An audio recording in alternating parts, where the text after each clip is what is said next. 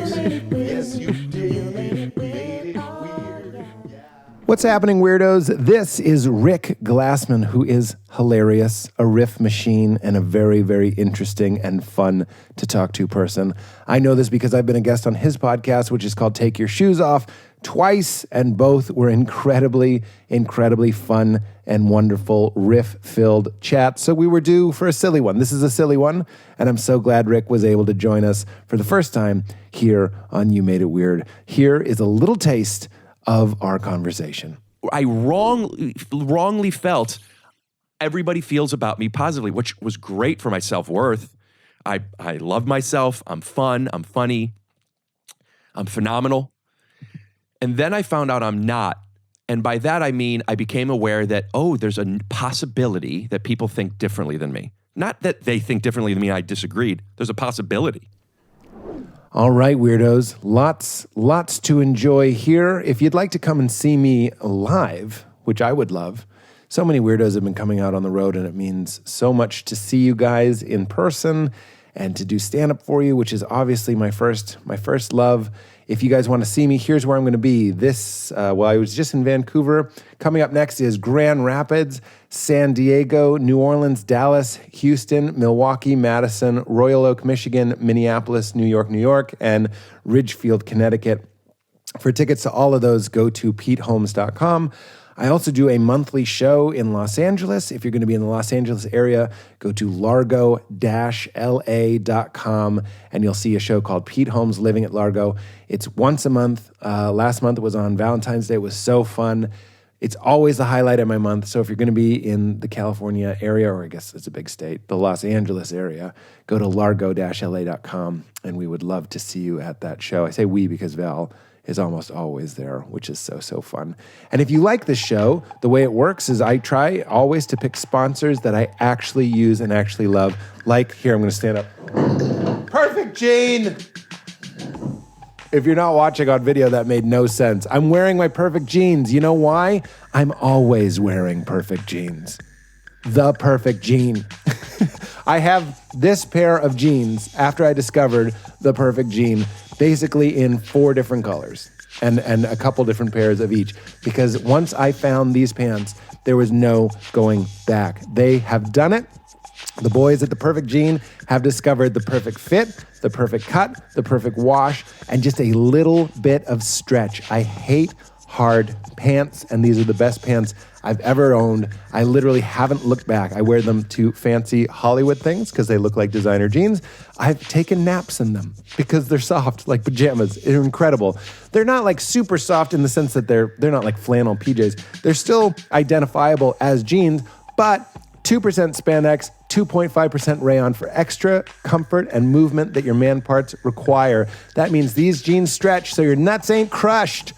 It doesn't crush your nuts, thereby providing the only true home for your bone. They're super soft, specialized washing, so your jeans literally feel as soft as a baby's butt, and they're incredibly durable. I've been wearing them for years, and you do not have to replace these pants. Regular jeans, they always wear out in the middle, tear up in the crotch area.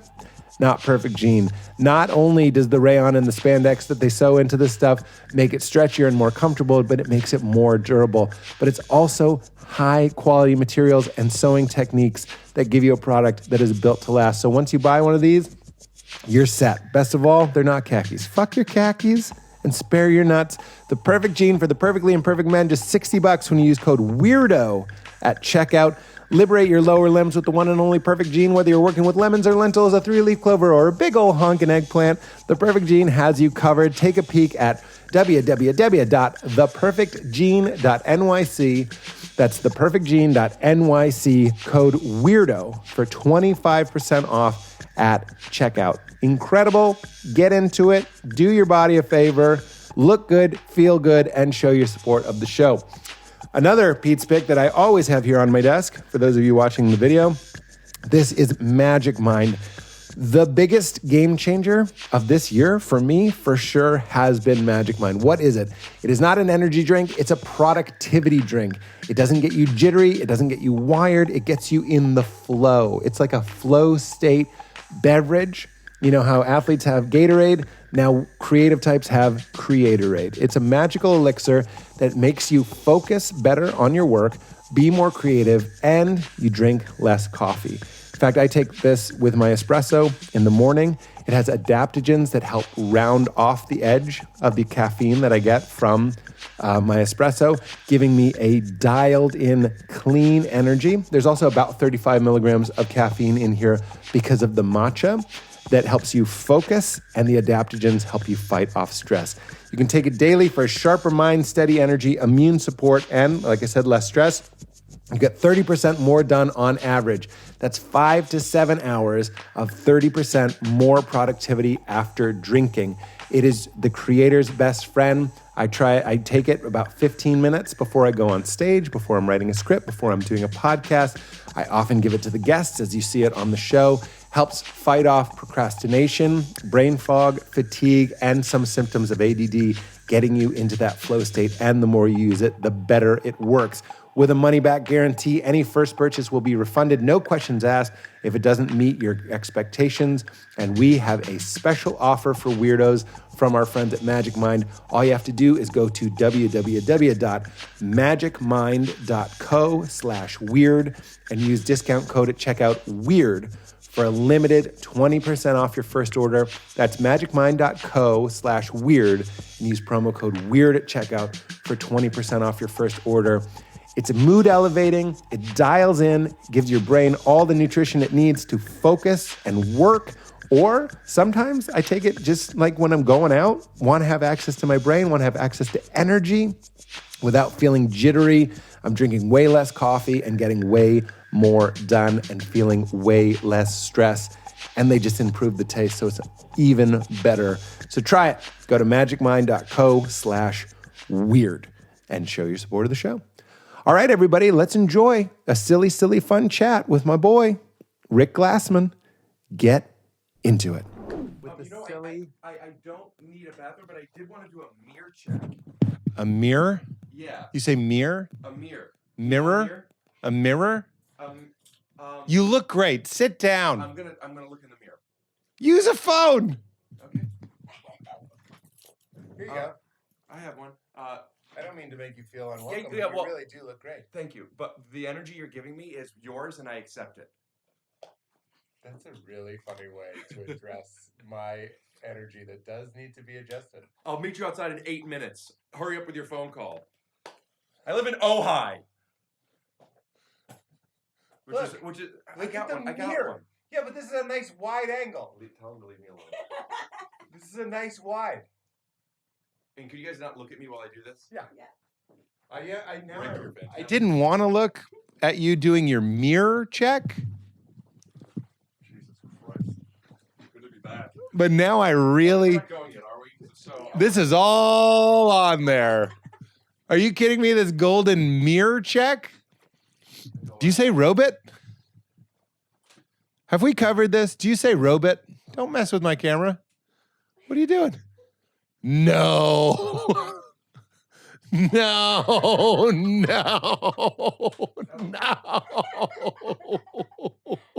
You are the master of the bit. Ricky Glassman. Ricky Did you Glassman. get my rider for this? Oh, you did. Your rider? Yeah, I wasn't sure because I asked for the smallest headphones possible, but you got them. Oh, I see. I've set the tone as acrid, and you're yes-anding it. Ricky Glass. What? Looks like a butthole. Is that what your butthole looks like? No, that's what I would say if I were holding a mirror to your face. Welcome back to the Pete Holmes, what's this podcast? You made it weird. You did when you met me outside with that attitude. It's good to be back. You've never been on the show. I can't hear you. Hold on one sec. Ricky Glassman. Actually, I do want to do over. Okay, could we switch seats so I don't have to hurt my neck? Sit like I'm sitting. First of all, here's a plug for your podcast. You hated that? I hated it so much.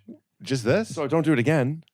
I want to discern if it was a bit. A socked foot on a sweatered elbow? Because Just tell me everything. You wanted to give a plug to my podcast And I because was you going took to your say, shoes off. No, I was going to say you take your shoes off. I could do that. I have matching socks. You mean matching to mine?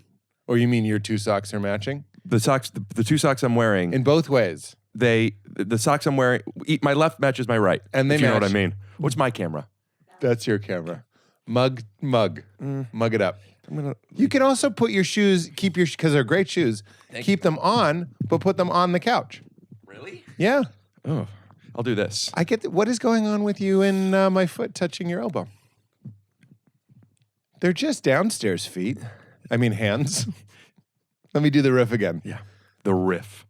I mean, the arrogance on this guy. What's a riff? Yeah, An unplanned comedy attempt is a riff. yeah. Doesn't sound so sexy when you call it an unplanned comedy attempt. It wasn't that sexy of a riff. 2, 3, 4 has to come before a riff. They're just your downstairs hands, and they're socked. And it's early in the day. I'm not so upset. I'm fine. I wasn't triggered by it, but it happened, and it was just like, if you really don't understand why somebody wouldn't want your sock on their thing, I think the amount of time it would take to explain it to you would be worth it. So here's the thing. No, it would be a waste of everyone's time, and I want to make a good impression in front of your very young female audience. What is it, like 23 to 27-year-old females that listen to this? Or is it 39-year-old black guys? Because those are the 2 main demographics. Those are your peep? Those are my demographics. Those are your 2 demos? I think my demo is I don't know what my demo is. I know it's a lot of people that most people, at least the ones that reach out, have at least one of my things. What are your things? Well, Judaism? I don't think that's really a thing. I thought that was definitely going to be one of your things. No. Only because you're a celebrated Jewish performer. A CJP. I know you love acronyms. And he moved. He wouldn't let me touch even the knee with the foot. So we recently talked about how CJP? I want to tell you I think this is so funny and I think you're so funny. And please stop. And I don't want your foot on me. And that's okay. It's not going to touch you Okay. the whole time. So I don't want to, I'm aware of everything. So what happened so far is a fun moment that we've had, but it could easily define the rest of the podcast. We can now be in this energy and go for better or worse. I'm just saying. You mean the sock hole? The sock hole, yeah. But also just tell me about whatever. I'm just feeling like we don't have to start over, but let's ease in. Okay. I love this. And then you take control. We're very similar. You and I? Yeah. I'm a I thought you meant my socks.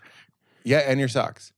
Vibe and how things start, super important to me. Who said that? Me just now. Oh, I thought it was a quote. No.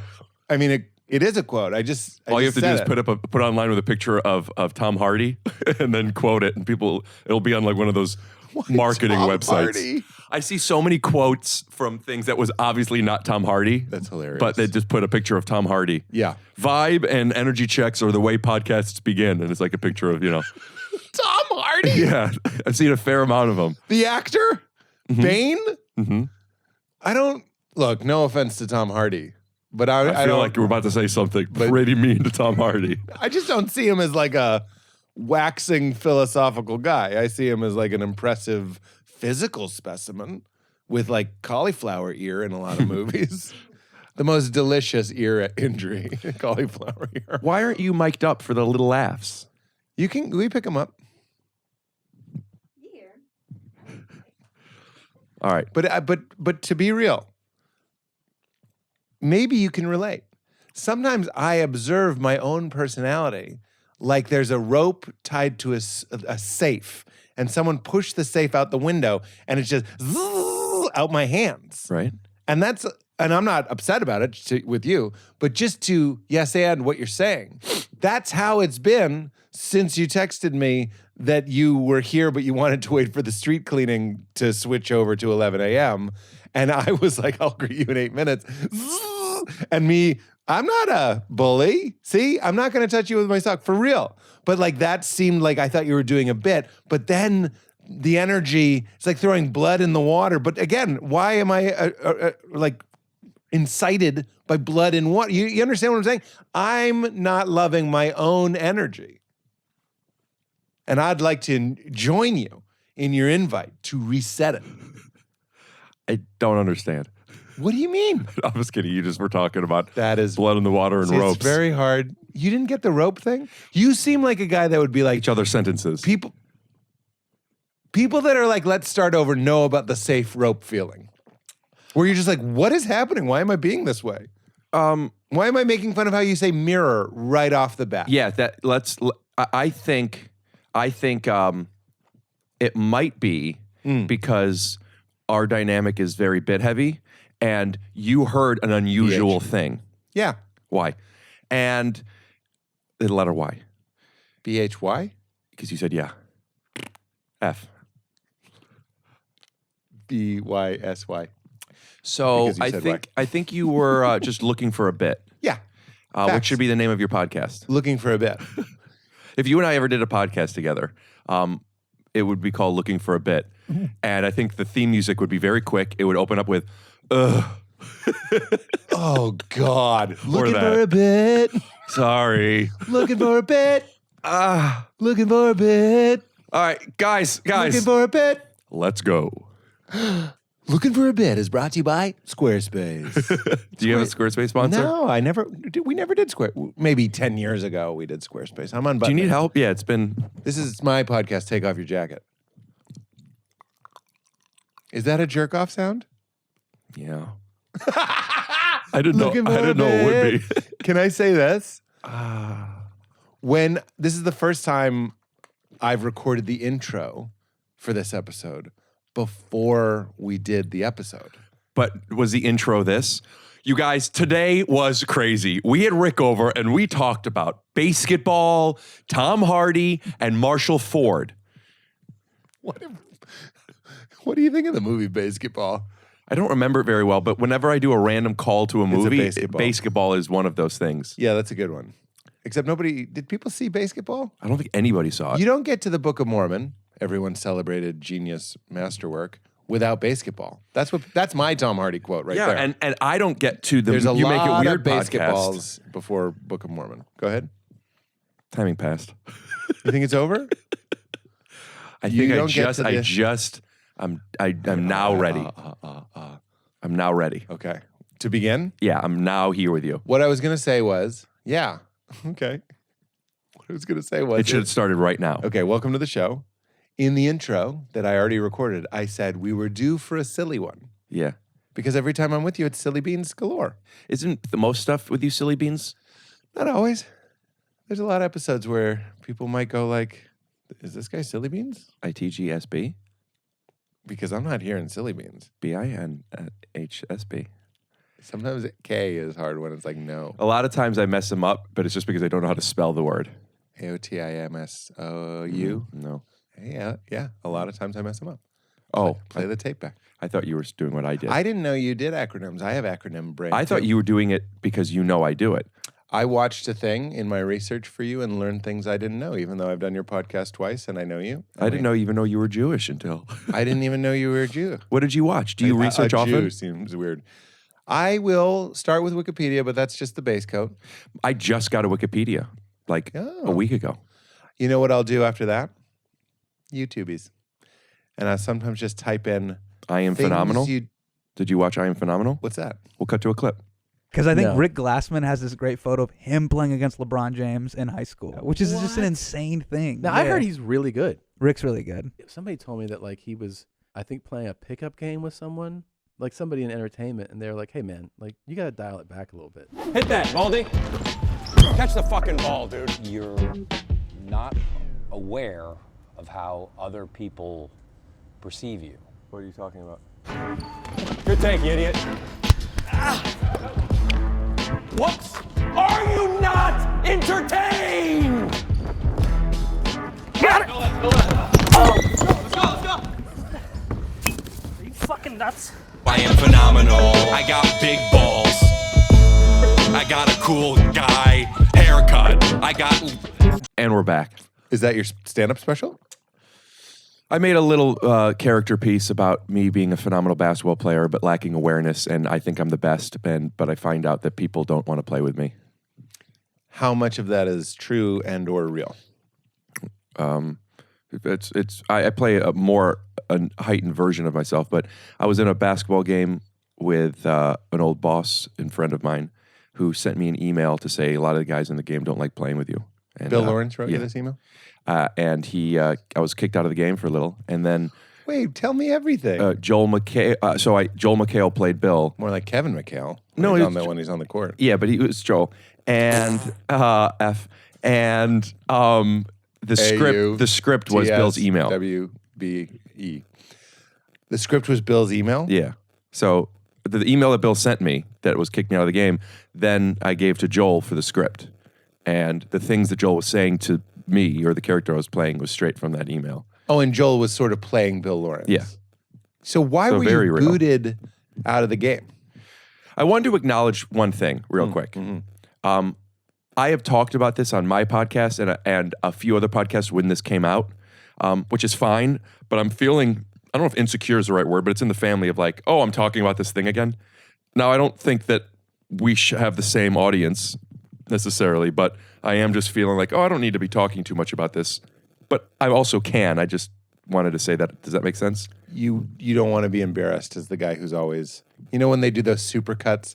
Jimmy I'm thinking Kimmel of Live did a supercut of Lady Vin Gaga? Diesel Oh. every time he was on a late night show telling the same story. And I'm like, that's not fair. Vin Diesel's just an actor. He's not like, you know what I mean? He's not a comedian writing his own stuff Yeah. and switching it up. So he's going out, of course. He's gonna also tell on a the same promo story. tour. That's what I mean. Yeah. And people ask the same question. People still ask me, is Crashing about your real life? And I still give like the same reflexive answer. I try to mix it up a little bit, but you could make a supercut of that, meaning there's no shame in repeating yourself. Yeah, I don't feel ashamed. I just wanted to acknowledge I a understand. feeling where like my instinct is to not talk about it, but it's fine to talk about it. But if I don't acknowledge that, I'll be thinking about it Yeah, as I I'm doing understand. it. But now, can I introduce this? There's no way this posture from us is flattering. The way we're sitting? The way we're sitting with these camera angles like this, yeah. Yeah, I'd agree with that. Do you think we first started talking, and we'll get back to whatever, because people will be like, finish. But we talked about YouTube. Yeah. And like, the audio numbers are a lot higher than the YouTubes. Yeah. And to make the YouTube a certain way, we do want to focus on making things pretty. Look better. Yes. And you think this is note number one? I think that this, unless this is by design a way that you feel makes people comfortable and or like literally close, Yep. which helps you get something out of the guest. Yeah, I think, Yeah, because I'm with you. But when I did your podcast, Counterpoint, I felt very far it's called from Take Your you. Shoes Off. I know what it's called. I thought you called it Counterpoint. I thought you were saying when I did your podcast, Counterpoint. No, counterpoint to the point you just made. First best. I'm sitting a goodly length Yeah. from you. And I'm like, I don't like this. I feel like I'm on the spot. I feel like I'm in some sort of hot seat. Right. Like it's like a presidential debate and you're Right. asking me questions. I'm not going to touch you, but I like being able to touch you. Right. And I like the feeling of a sleepover. And I like that it's Right. dumpy. There's a way of staying close. Yeah, we used to do it at a table, and we did it on the same corner, and we were very close. I've been thinking how much I want a table or a desk because there's a desk confidence that you have. Yeah, You can put your hand. you feel solid. Yeah, I do like desk. But then confidence. Hassan Minhaj did it, and he kept slapping the table. So sometimes you're just giving him something to slap. Yeah, but it's a different culture. Okay. I don't know if that's one of the pre-approved stereotypes of East Asians, is that they slap No, I mean people tables. from The Daily Show because they're That so is professional. Very funny.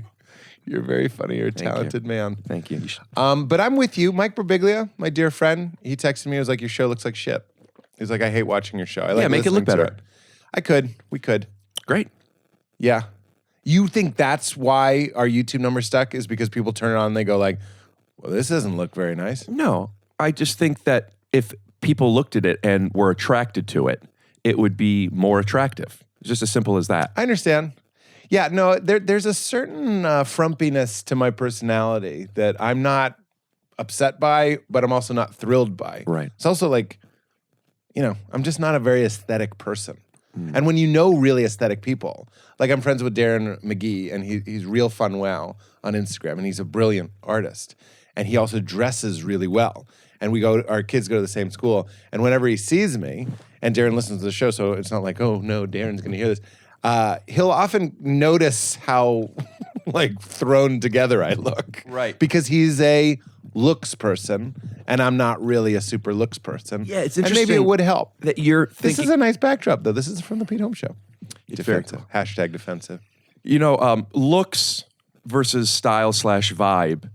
To associate those are the same thing. It makes me think of like when people who think that like diet and wellness is different than the way you look. Like I didn't do a good job explaining that. Look, meaning a certain type of look, a classical beauty or a professional looking set or whatever. It doesn't have to be a certain kind of look, but I believe there should be an intention to it.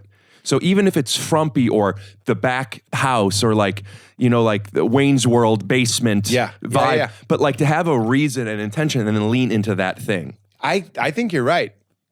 We could have a little bit more of a feel of like someone thought this through instead of this is the only place the couch would fit. Right. Which is fine for audio only. Yeah, that's right. Okay, so it is. I hope maybe this is interesting to people that are trying to get on YouTube because we started putting this show on YouTube, and I noticed you started your show in 2019, so it's relatively new. Yes, sir. Just to maybe let it connect to even more people because I think this isn't about a YouTube show. Only. Yeah. This is about intention, which travels way bigger than a YouTube show. But I completely agree. Well done. That's right. That's really right on. And one of the things I struggle with, meaning I have to be deliberate about in my life, is purpose, mission statement, why. I'll get blue if I lose my why, if that makes sense. Blue as in sad or blue as in sad. dirty? Not a blue streak, not like a Sinatra being like, I like your comedy act, son, but it has a blue streak. Not that. Okay. That's a very old term. Yeah, I didn't know it. I meant blue like talking about penises and farts. That's what, blue streak, Gotcha. Blue comes from blue streak, I believe. Told you. Sold you? I said told you. Oh, you and Katie were talking about that earlier? Yeah. Anyway. Thank you. So the show isn't so much that it's frump-a-dump, it's that it's lacking vision. And I'm agreeing with you. People pick up on that and go like, there isn't a lot of intention here. And we're attracted to intention? Well, why am I going to watch it? Because we're having an interesting, good conversation. I'll just listen. Yeah, I suppose. See, the reason we went on YouTube was people just told me like everybody goes to YouTube for their podcast now. So I was just like, oh, they lot of throw it people do. on. Maybe they're not even watching it. It's just one of the windows that's open and they're listening to it. Maybe they look at it every once in a while. Who cares? I just wanted more people to hear it because I'm very proud of the show. Yeah. But then to bring us into the genesis of this conversation that you and I have been having, I was shocked. People have since described what the algorithm is and everything because I have like 800,000 subscribers. And then we uploaded the first episode and we struggled to get 20,000 views. And that was with Maya Rudolph. That episode now has 250,000 views, but it's taken a really long time. Then we put up Are you trying to fuck me? a little bit. Does that sound like a brag? I was joking. Okay, I good. feel like pretending like my Maya Rudolph episode has 250,000 now. It's like, oh. I didn't think this was a brag. This I is was a man joking. struggling who thought that with 800 subscribers, you'd get not 800, but easily the week it came out, we thought, oh, this is going to be great. A lot of people are going to see it. Yeah. I actually thought I was being vulnerable. Subscribers I understand don't- now. I was Subscriber joking. doesn't mean shit. Subscribers doesn't mean that they're going to even see it, let alone want to watch content that's It different. used to be that way. Yeah, Somebody this- told me. before COVID. Pre-COVID? Yeah. What do you mean? Before COVID, your subscribers would see it. And since COVID, they wouldn't. I was fucking with you. I told you. I didn't know if they changed their policy. I don't know when the algorithm started, Right. but it used to be that if you subscribe to somebody and they dropped a new video, it would show up in your feed, and that is no longer true. It's one of the multiple variables that exist. So Yeah. if I subscribe to you and I watched one of your things, and they would probably recommend another one. If I clicked on it, it would maybe keep recommending it. I see. But if I don't subscribe to you and I watch one of your things, it might not necessarily recommend one of your videos as much as it would recommend another podcast. Interesting. So it's just like you want to have them subscribe to you. You want them to click on your stuff. You want them to stay for a decent amount of time. You want them to like and comment and engage. It's just, there's a lot of things. Yeah.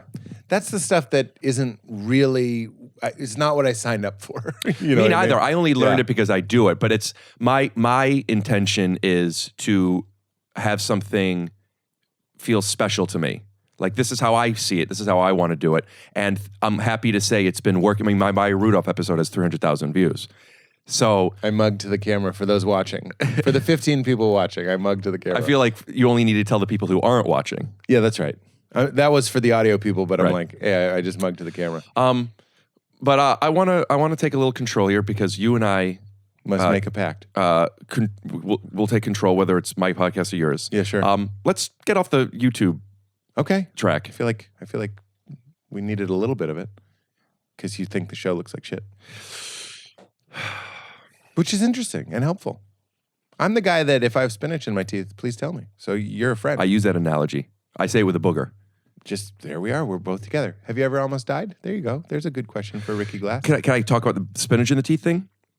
I did a comedy show the other day, stand up, and 250,000 people watched it? no, it was at the Hollywood Improv. Oh, okay. And one of the hosts, they were lovely people. One of them doesn't do stand up, and she brought me up and she handed me the microphone, which is fine. It's best to put it in the mic stand. What if I don't want to hold it? Not a big deal. I just noticed it, and I'm like, she doesn't do it much. And then I saw her bringing up somebody else, and She also handed she handed it. So I had my thought process was I used to always tell people things I thought that I would want to know. For example, a booger in my spinach nose. your teeth. What I've learned is, for reasons even outside of this example, but something I literally tell myself as a tool now, Rick, you don't know everybody your truth. You don't have to tell everybody everything. That's true. That's how you get kicked out of basketball games. Like, I'm not even trying to be funny. It's guys like us that are earnest and eager that sometimes put people off. I've been booted out of church small groups. Do you know how Cut to a clip. you know how offensive and too much you have to be asked to not show up to a Bible study? So I Yeah. didn't want you to think I was teasing you. People like us, Yeah. well-meaning, puppy-like energy, sometimes overstep boundaries we didn't even know we were overstepping. Yeah. Keep going. Boundaries not written or subscribed to by us. That's right. But it's important to recognize kind of some global boundaries that exist. So, like, you know, if you go to a new country, find out some of their rules, you know? Yeah, there you go. And I thought, I want to tell her because I would want somebody to tell me.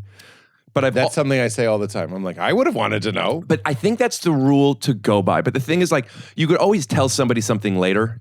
Yeah. So, but then you're like, I'm thinking about it, and Then it becomes embarrassing that you're still thinking about it. You're like, hey, the other night, right? yeah. Is that what you mean? Well, I'm not embarrassing, but yeah, but just like if it's on my mind. But that's another thing. I think, like, if I still think about this the next day or in an hour, whatever the Yeah, give it a cool off period. yeah, if you're still thinking about it.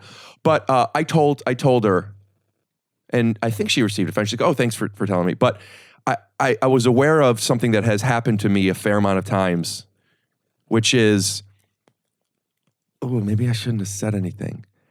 But, and it's not for right or wrong, it's just different people. But like, the reason when I feel like I shouldn't have said anything isn't because I feel like this person shouldn't have known, nor was it that I didn't want to be the person to say it. I feel fine about saying it. It's entirely based off of their response, right? Like, for example, if people don't know us and they're watching the show because they randomly come up to and they don't know either of us, and you put your sock on me, and I go, oh, and I get mad at you, and then you get weird.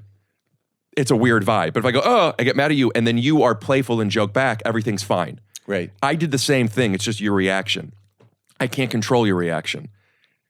But sometimes you tell people something like you have spinach in your teeth, Yeah. and now I can't be around Pete. He's Right. always making me feel insecure. Right. And it's like, Right. so the people that there's somebody that would tell me I have spinach in my teeth. We like these people. Well, I know that they would want me to say you have a booger in your nose. This is me and Mike Birbiglia. I've said this many times. Mike is the guy that if I really want to know what someone thinks about my special or this Yeah. joke or whatever, he'll tell me, and that's how we are. Sometimes we sat around and been like, what do people say behind my back? And we just tell each other. Oh, people will speak poorly about you to him? No, well, you just hear by virtue of not being the person. Right. You're privy to what are the areas of the riffs if you're making fun of me. Yeah, you know what? And I said, I was like, people say you're like an NPR guy, like, oh, this American Life, kind of like. Is that an insult? Yeah.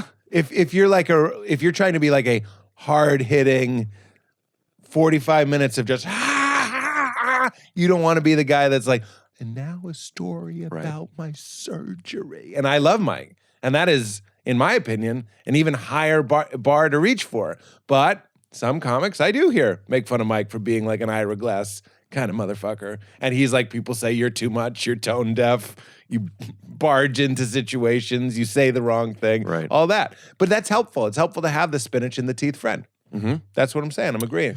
But I think you did the right thing.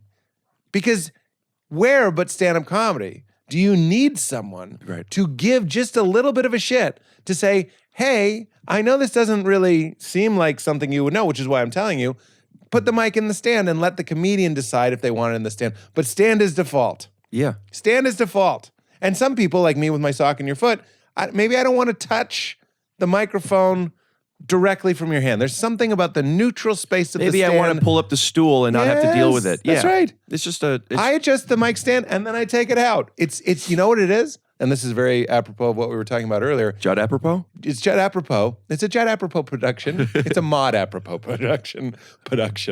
It's a little bit of ownership over the space. So a stand-up comedian is going up on stage and they want to set their tone and their flavor. That's why we move the stool. That's why we move the stand. And when you're handing me a microphone, you're giving me a receiving first choice. Yeah. Now I am a receiver. It's like when you wake up in the morning and the first thing you do is answer emails. Get the fuck out of here. That's like receiving a microphone being handed to you from an MC. I want it in the stand. I'll take it out when I want. Yeah. You know why? Because stand-up comedy is the hardest thing in the world to do. It's one of them. I mean, as a performance. That and being a mother.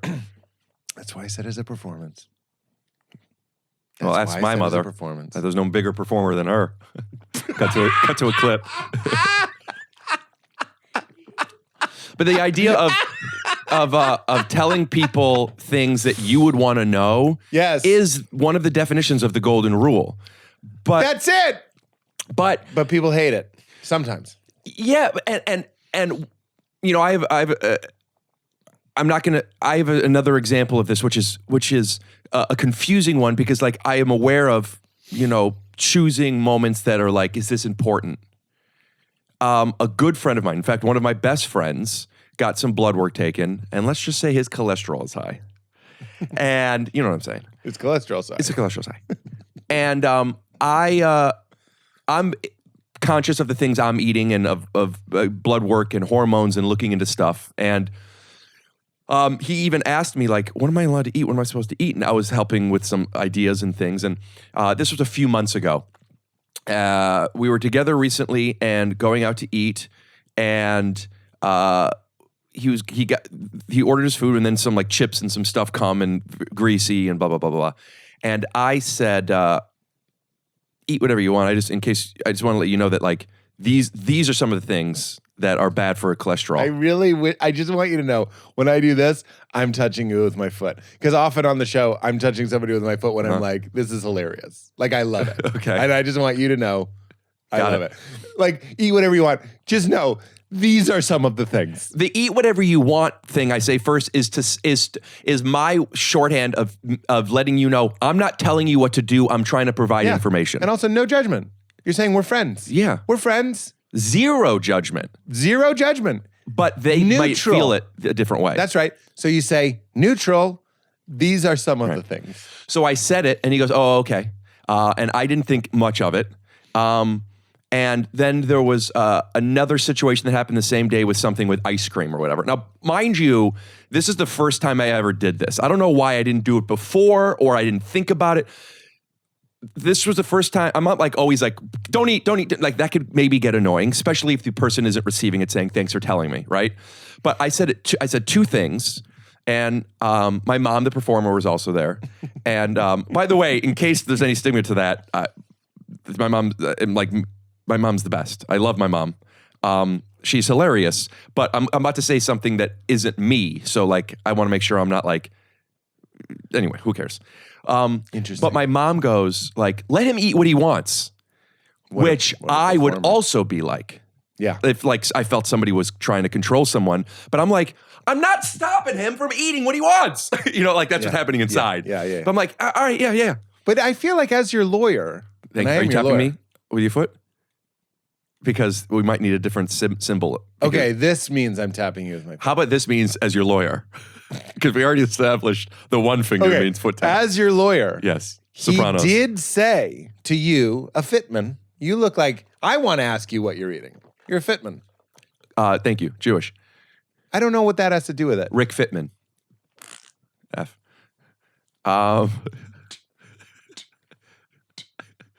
You turning on and off the lights. You're telling me this Turning on and doesn't off the look lights. great on YouTube? I'm fine with that. This is why people tune in by the dozens. Listen, as your lawyer, he did break the seal of saying, hey, right, my cholesterol's high. What do you know about Yeah, that, right? a couple months ago. As soon as you do that, Maybe. you're open to say it's saturated fat, right? Saturated fat is what's fucking with your cholesterol. Yeah, but also I don't know enough about what fats are fats because also sugar does it as well. So I'm not exactly sure, but I think saturated fat is probably the main thing. Yeah, that's what I've heard. frieds and red meats and Yeah. but I brought this up to him and then blah You blah didn't blah. like it and your mom scolded you? My mom was just she didn't scold me. She's like, let him eat. It was nothing. Just scold. And later, I was having a conversation with my friend about something unrelated to the cholesterol stuff. And then he gave an example to be contextualized to bring it about us. Like, well, for example, when you said this about the cholesterol, and I go, is that something you don't want me to, that bothered you? He goes, well, I decided I want to eat it, and I didn't want to, like when you said that, it made me feel like judged, and maybe I shouldn't be eating that. Judge Apatow? Mono. You said something mono that I didn't get. Mono?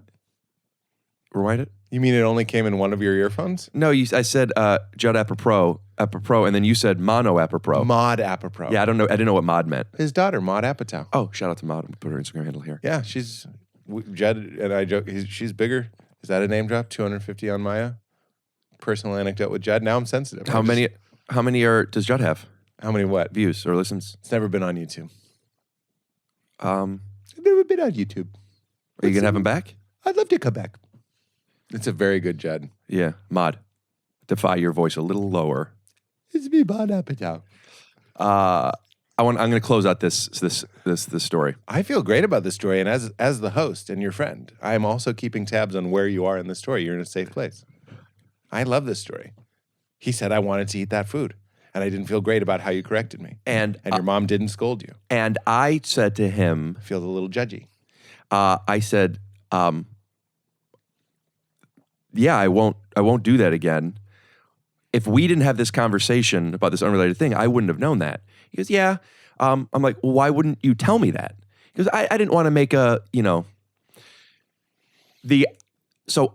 someone who's saying you have spinach in your teeth.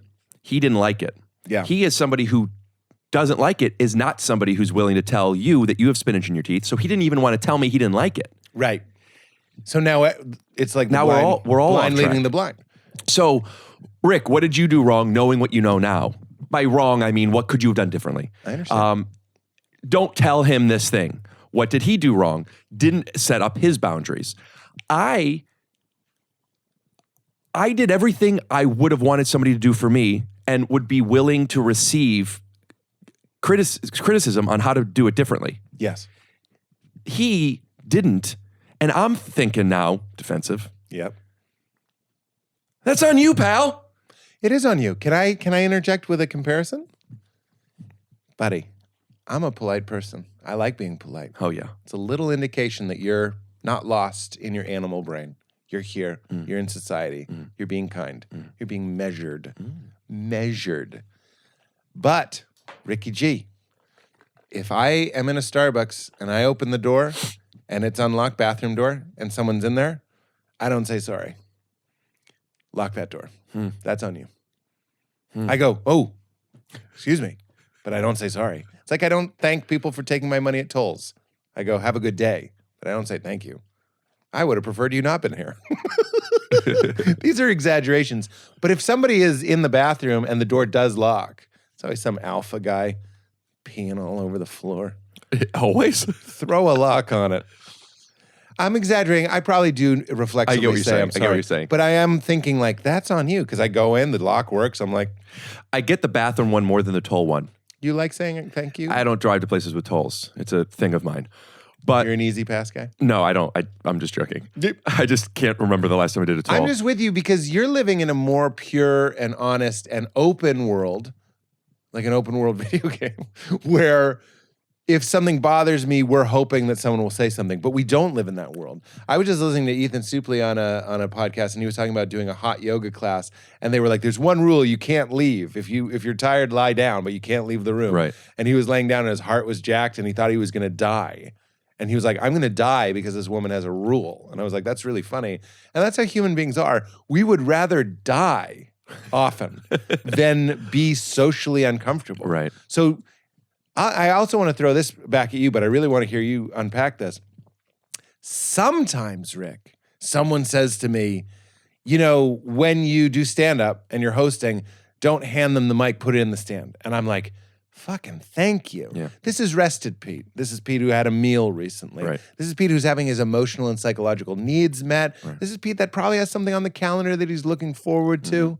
This is Pete that it was probably a sunny day. I can be affected by the weather. Sounds Then like there's- it's a great It's a Pete, great by the way. Pete. That's best case Pete. I love this Pete. Yeah. I love all the Petes. But sometimes it's rainy Pete. Maybe Pete missed dinner. Maybe Pete didn't have any caffeine. Maybe Pete had a bad set the night 5 before. hours of sleep. 5 hours of sleep. Baby got up. And I'm not having my psychological or emotional needs met. And the same person says the same thing. Hey, when you're hosting, you might want to put that mic in the stand instead of handing it to them. It's just a preference.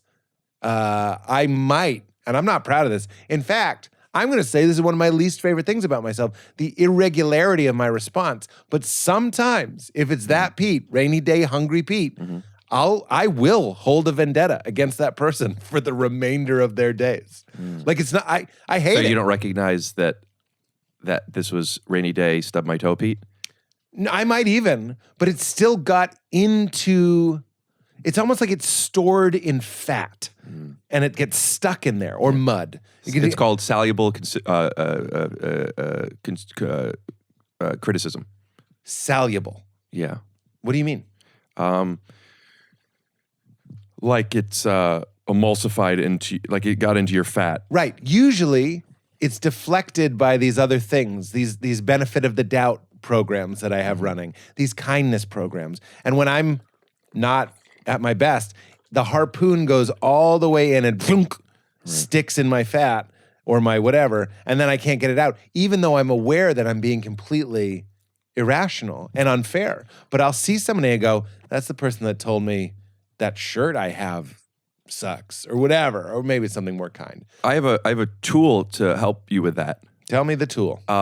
Even when it's 8 hours of sleep, Pete, and you're able to receive it, the way you saw it is you could deflect those things. It doesn't affect you. Yes. But even that means that there's something to deflect. Yes. I have found, and when I say this isn't like me being so enlightened. It's just a tool that I have when I could use it. You're in a safe space. This is a spinach in your teeth podcast. The tool. Yeah, you know, I was just thinking about how this opened up with me wanting to check a mirror, which is funny that you busted my balls on that. Just a tiny bit. A tiny bit you busted my balls where you think it's okay to tell me I have spinach in my teeth, but you didn't want me to see if I had spinach in my teeth myself. Truly and literally. And I think that is actually, you're a horrible person. No, it's Hilarious. But also, I was looking at you as a human mirror, to use your parlance. But I didn't need to see me through your eyes. But I am a mirror. We all are. Fucking A. So part of my confidence in teasing your desire to look at a mirror, other than I was doing just a metaphor. I liked it. Prove it. Say it backwards. Metaphor was I doing? Yep. No, not quite. Doing I. Was I? Forget it. Was Yeah, it edit that Yoda? part out. Edit back in twice. Yeah, put it so in we all twice. have to listen to it twice. I would have told you you see what I'm saying? Like you were like, why didn't you let me look in the mirror? I was, this is hilarious that we're still on this. Tell me the tool. I have found that by valuing information so much, it kind of supersedes the ego. And I've talked about this example on my podcast once before. I always have to say that. I get insecure when I repeat. But here is an example and a microcosm for how it could be anywhere. I was out with somebody and we were going in someplace and I was in high energy bit mode. We walked, HEBM? And we walked in and she goes, "You're so loud." Yeah. And I was, Sunny Day Pete. Yes. And this is when I clocked that you could do this more than just here. This was maybe accidental here. Because when she said it, I went, "Oh, thank you." Mm. I didn't think I was loud, but I know she thought I was loud. So other people may have thought I was loud. It wasn't about me. It was about her feeling I was loud. I'm so glad she told me. Because imagine she didn't tell me, and now I'm just the loud guy who she resents. Worse, she tells someone else. That's the next worst thing you can do is go like, I mean, that's kind of how I got kicked out of this basketball thing, which I will tell about later. But if these people told me how they felt, I would have at least had the choice to change my behavior. And if I didn't, I didn't. But I at least now have the awareness right. to Instead put the of mic in the mic stand. So I realized, when somebody tells me something, instead of really that being about who I am, which it might be, and I might still also see it that way, but just like, hear the thing. Like, what's the information being told? I completely agree. I think you're right on the money. Yeah, and we've doing your podcast a couple times. You know I'm a spiritual person. Completely agree. And think what I'm saying, sunny day Pete or rainy day Pete, what I really mean is like right-minded Pete, wrong-minded Pete. But even wrong-minded Pete recognizes, this is just data. That's true. I'm with you. There's a potential for wrong-minded, not getting his needs met Pete to still be right-minded. You know what I'm saying? Yeah. Like you can transcend it. In fact, that's what spirituality has a lot to do with that. Like even though nothing is going my way, I'm going to be mindful and stop and check myself before I wreck myself. That's really what it is. Check myself before I write myself. I like it rhymes. Stop and choosing. Have you said that before? I also like big butts and I cannot lie. These are just things I say. You should write these down. I would, but I love it when there's a beat and I say them really quickly. Okay. Here's why I think you're correct. To stick the landing on the compliment, Richard Rohr says your true self, like your egoless self, meaning you're just your pure awareness, can't be offended. And really it's because it sees the impartiality and sort of almost the absurdity of reality and someone just telling you something and you don't have to attach this story to it. I'm loud, I'm embarrassed, she's wrong, fuck her, what is she to say? She's the arbiter of volume now? You just go like, it's okay. You could put it this way. I'm having a dream where there's a person who Bad thinks Martin I'm Luther loud. King impression. I'm having a dream. Did you dress up for Martin Luther King Day? What do you mean? For Martin Luther King Day, do you dress up? Help me with this riff. Okay. You dress up? Every year. Does that make sense? Yes. Did I hear you right? Your quote makes me also think of that Eleanor Roosevelt quote. You know the one I'm talking about? No one can make you feel inferior without your consent? I was going to say, do you guys know where the bathroom is? I'm mugging to the camera. She used to say that all the time when she had to pee. Is that the quote you meant? Yeah. Love that quote. Yeah. And that's exactly what I mean. And often, just to yes and your premise. Oh. Imagine. Wait a minute. You are so fun. Funny. Just fun too. Funny is part of fun, but Yeah, I fun feel like isn't fun- always part of funny. Fun is one, and then funny is two. That's kind of funny. That like when you're being funny, You can't be funny you're without a fun. person that's creating fun. Yeah. Yeah. You can be funny without fun. Sometimes it's mean. I was rewatching The Sopranos for the Yeah. and I'm laughing out loud at things. There's no jokes. Yeah. It's actually a serious situation. Yeah. It's just funny. It's like, why is this funny? It's funny because it's so real. Yeah. It's not a fun situation. He's about to chop somebody's balls off for not giving a percentage of his hotel to the wife's father or whatever. The Hasidic Jewish guy? I try not to talk about other people, but It's yes. a character in a show. It's the Hasidic Jewish man. Yes. And they're going to cut off his And balls. it's so funny because it's just Season one. It's just so funny. I agree. I'm having a fun time watching it. It doesn't mean the scene is fun. I understand. But funny provides fun. I think 10 out of 10 times. I agree. At least a brief moment of I it. actually love that scene because there's like an envy that the Hasidic Jewish man has a value system that transcends even his physical body. And you can, if I'm remembering the scene correctly, there's like this weird respect that they have. Yeah. He's like, if we don't kill this guy, we should have him work for us. Exactly. But you see that yearning. You can be a master of money and capitalism and success. Are you talking about Jews? No. I'm talking about the mafia. Okay. Good save. But if you encounter a godly person, a person that has some sort of connection to something eternal, then you like in those moments you can go, fuck, I have all the money and I literally have all the power, but this person is actually richer than I am. That's what I remember from that scene. Does that make sense? We'll be right back after a word from Squarespace. Okay, we can do the mid-rolls. We'll be right back, but it's not Squarespace. But if you do have to, look, I'm not being paid to say this, but if you have to make a website, Squarespace. Yeah, I use Squarespace. Yeah, it seems to be pretty They're good. great. Yeah. Speaking of my front but dump style, my website, get the fuck out of here. I got to Squarespace that shit. Yeah. So squarespace.com/takeyourshoesoff. I don't have them as a sponsor either. Oh, okay. Well, just go to Squarespace just because it's a resource. Free plug. Yeah, this is a free plug for you. But real quick, we'll cut to our sponsor, Marshall Ray Gallery. If you're looking for just the right flooring, you need choices. And at Marshall Carpet One, you'll find thousands of choices, including carpet,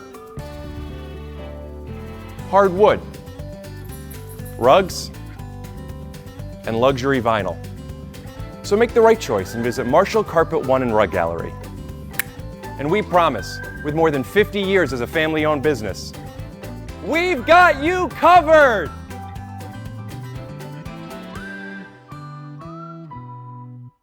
What's happening, weirdos? This episode is brought to us by our friends at Ritual Multivitamins. You can talk fantasy football with your friends all day, but asking them for health advice, it's not the move. Ritual takes the guesswork out of the vitamin game. Their multivitamin for men is based on science to help fill common nutrient gaps in the diet and level up your nutrient goals. It is an all-around win. As a mostly vegan, I'm not a great vegan, but I eat a lot of vegan food. There are gaps in my diet, and since I've been taking Ritual vitamins, it's great to go to the doctor and get a clean bill of vitamin health. They check my levels, and they tell me I am killing it, which means these gaps, they be getting filled in. They're filled in. They be getting filled in. They're filled in, is what I'm saying. It is an incredible, easy way to get the nutrition and the vitamins that I need. Also, their pro, pre, and postbiotics that I take in their Symbiotic Plus every morning. I also do intermittent fasting, and it's sometimes tricky to take especially certain vitamins on an empty stomach. Ritual doesn't work that way. There's a delayed release, which means these vitamins aren't going to just be peed out of your system. They wait to be broken down until they're in your intestines and your lower intestines, which is where they can actually be absorbed and get into your blood, which is what you want. So these are scientifically developed multivitamins with high quality key ingredients in clean, bioavailable forms. Ritual is your new type of 2-a-days, from helping support heart health with omega-3 DHA to normal muscle function and normal immune function with vitamin D3. This is a small step you can take to have a major impact, and it's traceable, because where your nutrients come from is just as important as what they're for. It's very interesting. They come with the literature so you can find where they're sourcing these things. It's vegan-friendly, non-GMO, sugar-free, gluten-free, major allergen-free, and their capsule has a delayed release that I mentioned and a minty essence in every bottle to keep things fresh and helps make taking your multivitamin every day actually enjoyable. Essential for Men is a quality multivitamin from a company you can actually trust. And get this, Ritual is offering my listeners 10% off during your first 3 months. Go to ritual.com/weird to start Ritual, or add Essential for Men to your subscription today, or the Symbiotic Plus for your gut health. These guys have you covered. Show your support of the show. Show some support to your body and to your gut. Go to ritual.com/weird for 10% off during your first 3 months. We're also brought to us by our friends at Rocket Money. Try it free for 30 days. It's enough time to try and completely forget about a subscription or a service. How many times have we fallen for that? Try this streamer free for 30 days. You subscribe, you watch one show, you forget that you signed up for it, and now you have a recurring thing. Before you know it, you're paying for a subscription you don't use every single month. What a drag. With Rocket Money, you can change that with a few quick taps. Do you know how much your subscriptions cost? Most Americans think they spend about $80 a month on subscriptions when the actual cost is closer to $200. If you don't know exactly how much you're spending a month, you need Rocket Money. The average person has around 12 paid subscriptions. Think about that. 12. If you think you're only subscribed to a handful of services, you might want to double check. And with Rocket Money, you can quickly identify and cancel all of your unwanted subscriptions. Rocket Money, formerly known as Truebill, is a personal finance app that finds and cancels your unwanted subscriptions, monitors your spending, and helps lower your bills all in one place. Over 80% of people have subscriptions they forget about, like that streaming service that you watch one show and you never use, like I mentioned. Rocket Money will quickly and easily identify your subscriptions for you so you can stop paying for the ones you don't want. Simply find the subscriptions you don't want, press cancel, and Rocket Money will do it for you. No more long hold times with customer service or tedious emailing back and forth. Rocket Money makes canceling subscriptions as easy as a click of a button. Over 3 million people have used Rocket Money, saving the average person up to $720 a year. So it couldn't be easier. I myself had more sleeper subscriptions than I care to admit. And Rocket Money, just like they say, one click, boom, finds them and cancels them for you. You don't have to go through all the are you sure you want to cancel? Here's a special deal. You want this? There's people trying to keep you on the hook. It does it for you. They find them, they cancel them, and it saves you a ton of money. So stop throwing your cash away, cancel unwanted subscriptions, and manage your expenses the easy way by going to rocketmoney.com/weird. That's rocketmoney.com/weird. One last time. Let's clean up the financial game, save some bread. rocketmoney.com/weird and show your support of this show. Last but not least, guys, VESSI shoes. What a wonderful product. A waterproof, guys, waterproof, not water resistant. The VESSI shoe is an incredible, game-changing shoe that is slip-on, keeps water out, keeps socks dry, looks amazing, perfect for hikes, perfect for every day. I don't know if you guys know, but it was raining for about 3 months in California.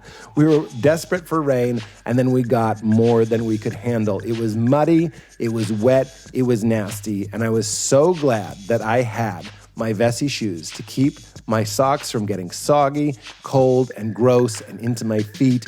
These are slip-on and amazing, 100% waterproof, not water resistant, waterproof and warm shoes that are lighter and more comfortable than boots. They have a rugged rubber outsole that gives you extra grip in wet conditions, so you're not going to be slipping around on rocks or in your driveway.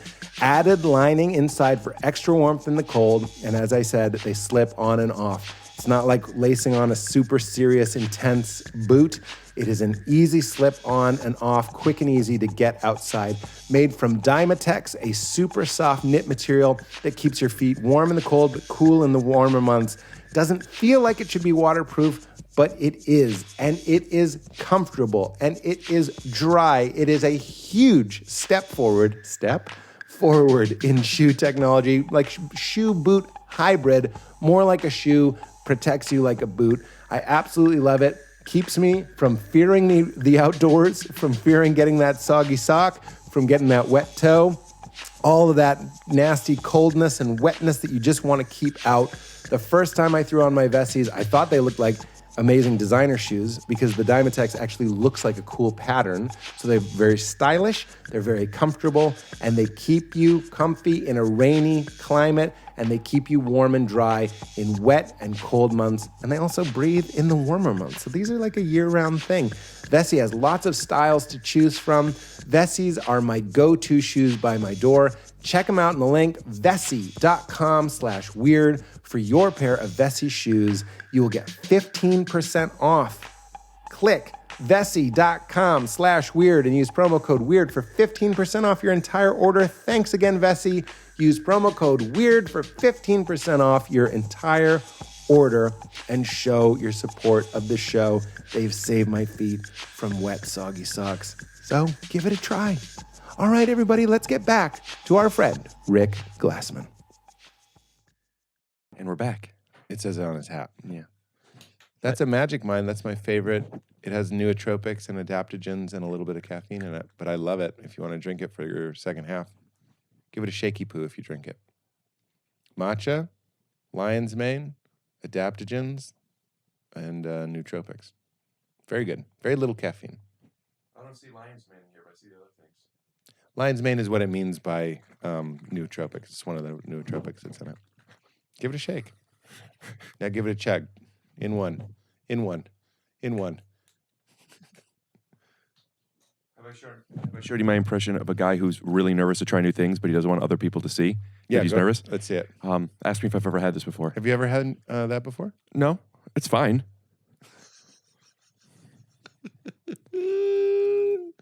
Now that we're back, you vomit. I'm fine. That is a lot of fun. Let's do a fake up. You also do fake ups. Fake up, that's what I call pretending you're just waking up in a movie or film. And my wake up acting? How do you know that I do that? You call it wake up acting. I call it fake ups. Oh, you've seen this in something? We both do it. Oh yeah, great. I didn't know that you Yes, do it. And that's I didn't what know I'm that you saying. knew I do it. We're both silly beans, and we're both obsessed with people in movies. I don't do it silly. I don't know if you know this, but at this point, I am an award-winning dramatic actor, as we see it on Amazon Prime. But I wake up. I do drama wake up acting, not silly. Oh no! What's silly is to do it. No. You need to understand. Playing the game of doing a very realistic dramatic wake up, that's what's silly, not the wake up itself. Not when you do it dramatically. I know what you're saying. You don't know what I'm saying, and that's the difference. No, I don't think you know what I'm saying. I know what you're saying. You're saying the fact that that is even something that you're doing. Yes. The drama of it. No. Drama, like a drama class, like the acting, the dramatics. No, I'm saying the choice to do it. activity Yes, to do drama is funny. No. I don't mean drama as in sad. I mean acting, performing, to perform it. What I'm saying is, in the same way that it's silly to be like, I'm going to do a guy that's nervous to try new things. That's kind of funny. Can I show you what I mean for an example and how unsilly this is? Yeah, but I don't. Just watch it and then tell me I'm wrong. But Rick, I don't think the wake up itself is silly. This is why even the to situation understand. of me doing it, when you watch me do it, could you just give me the benefit of the doubt? All right. I still don't think you understand. I don't think you understand. Go ahead. You're about to do a very serious fake up. And see, fake up is silly. Because by design, it's fake. What is happening? You just I'm overcome tired. by a huge yawn. What I'm saying is, it's not fake, and you're in a epic. situation Yeah. where you're tired and you fall asleep and you wake up. So I want to show you how serious it is. Okay? Wait, it's already begun. Little wink. Let me show you how serious this is. Okay. Will you do me a favor? Yeah. Will you close your eyes? Sure. You fall asleep, but don't peek. I'm also asleep. You're asleep, and you're going to wake up before me. I'll tell you when to wake up. Okay. Do not peek. I'm not going to peek. And I'm going to call your name, and you just don't answer because you're asleep, okay? I'm asleep. Pete. You could wake up in 10 seconds. I'm not going to tell you wake up in 10 seconds. Pete.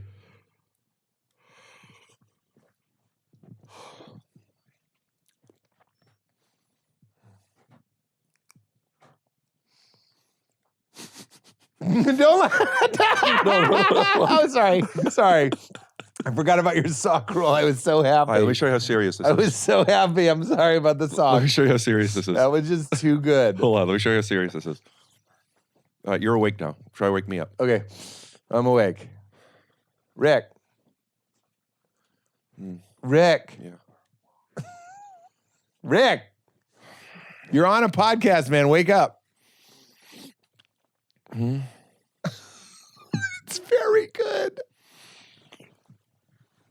It's very good. Oh, fuck. I'm so tired. What's up? It's very good. Isn't it? Now you know what I mean? The whole time I just wanted to say to you, Yeah. it's not silly. And you're like, yes, it is. And I'm like, I wanted to do this, you know? And I'm like, Pete, just let me do my fucking bit. I loved it, and I did not know that's Right. That's That's because I explained it Yeah. like a dramatic award-winning actor. Yeah, that was very good. The trick is when you have double-sided sticky tape to do 2 layers. So when you're done with it the first time, you could peel it off and then you have another one ready. Okay, yeah, I love that. Shout out to Taryn Killam, by the way, because I used to buy new mustaches constantly. And he told me about double-sided sticky tape or toupee tape if you are a redneck. Or you might be a redneck if you don't. Anyway, use toupee tape. And now I get to reuse my mustaches all the time. I love that, and I need it. Yeah. Well, you must. What do you mean?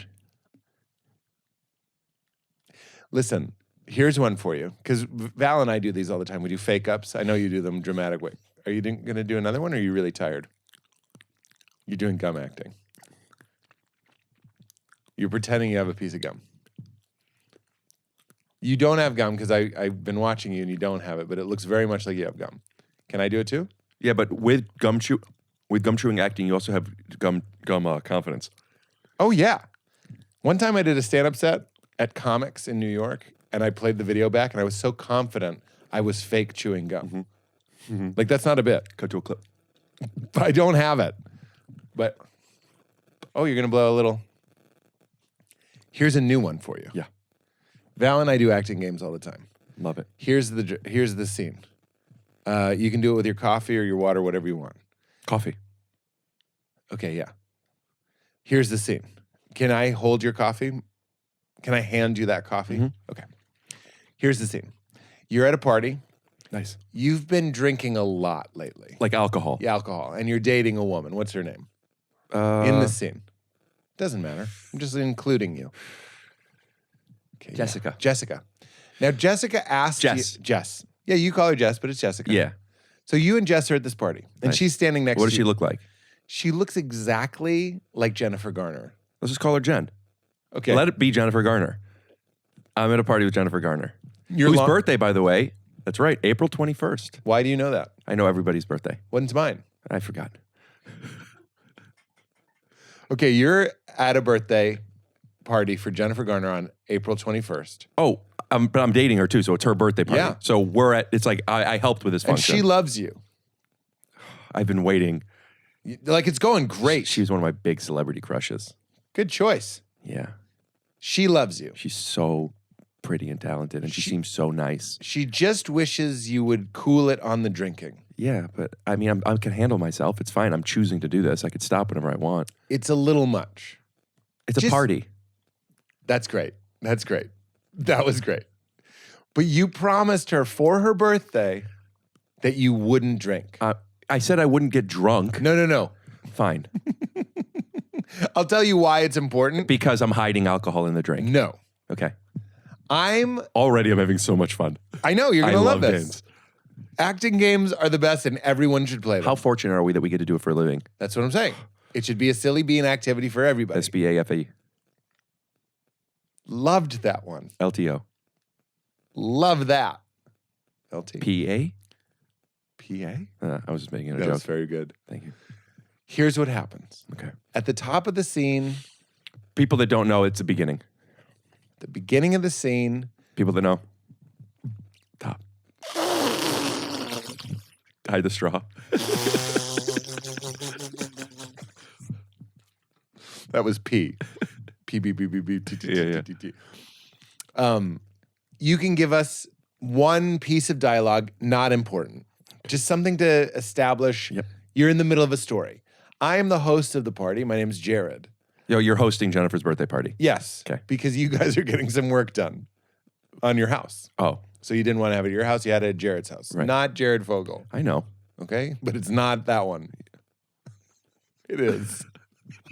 How did I get there? Did I take the train? You took the subway. Okay. Me, non-Jared Fogle, you say one line. When I say action, say one line that establishes that we're at this party. Doesn't matter. Sure. But the way you say it doesn't matter, I know Makes you're it- trying to make it low stakes, but you're taking away the fun Yeah, I for me. understand. I just want you to know that. I appreciate So say you it letting matters. me know. It matters. Thank you for sharing If it your didn't matter, boundaries. let's not do it. Spinach in the teeth. I hand you a drink. You ordered a tonic water. Right. I'm handing you a strong gin and tonic. Right. So I haven't drank anything yet. You haven't. Right. You've been strong to your word. In fact, you're still true to your word. You asked me to get you a tonic. Right. And when I take a sip is when I realize.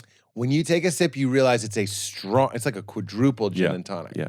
And you want that gin and tonic. So I'm like, I'd just like to see your choice when you sip it. Not too close. I'm okay.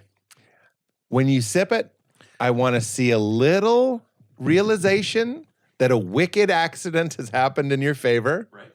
And then I'd like to see the second sip be the choice you I are going to understand. keep it. Yeah, understood. Because it's just too good. It fell in your lap. Of course. And you can handle one. Jen's not going to know. Yeah. All right. And I'm fine. And I can stop whenever I want. That's right. All right. Are you ready? Yeah. Action. It's 6 or 7 at least, but it's fun to be there, but it doesn't matter. Hey, there you thanks, go, Jared. man.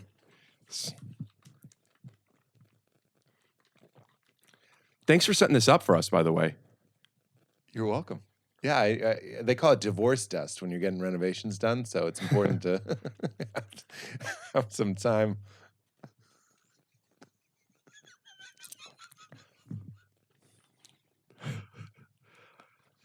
Really, God, really loving that second sip. I loved that choice. You are an award-winning dramatic actor. Can I give a little advice to people for acting? Can't wait. This is going to sound really corny. Hit it. Your only job as an actor, you have 2 jobs outside of being a professional, showing up on time, etc. You have 2 jobs as an actor to be fantastic. Go ahead. In order, ask Stanley Kubrick on this one. Know your fucking lines. Know your lines. Know your lines. Yeah. Know them. Not have an idea, not know them pretty well.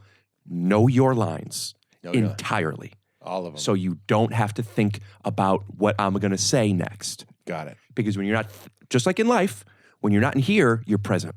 You have to be present. And that brings us to number 2. Have the thoughts. Have the thoughts. Don't think about what it's like to hide sip. Hide the sip. Right. Don't make a choice. Just be there. Be there.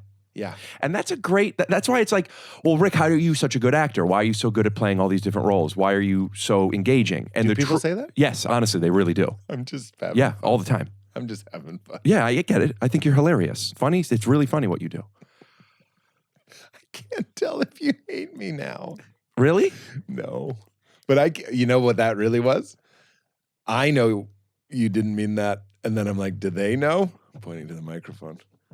Well, here's an interesting extension of this idea of being present, which I know you subscribe to very, very much, but this is just my version of it. It helps you also realize how much is out of your control. Yes. Because you're just here doing the thing, having the thoughts, being there. If they don't get it, that doesn't affect you. But you know what does? Thinking about it. Right. You can't control what other people think. Even if you try, you're not going to know if you're doing it right. Right. Get rid of it. Because that's a good thought to question. If I behave a certain way, I can control how people feel. Is that true? Could I shine a magnifying glass on that? Because this was a discovery of mine that like I have a visceral connection to. Yes. Yeah? Yes. I thought you were going to say no. I have nothing to say.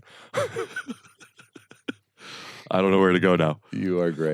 Truly great. So first I want to just close the acting and the people do say the thing stuff all the time. I'm not surprised.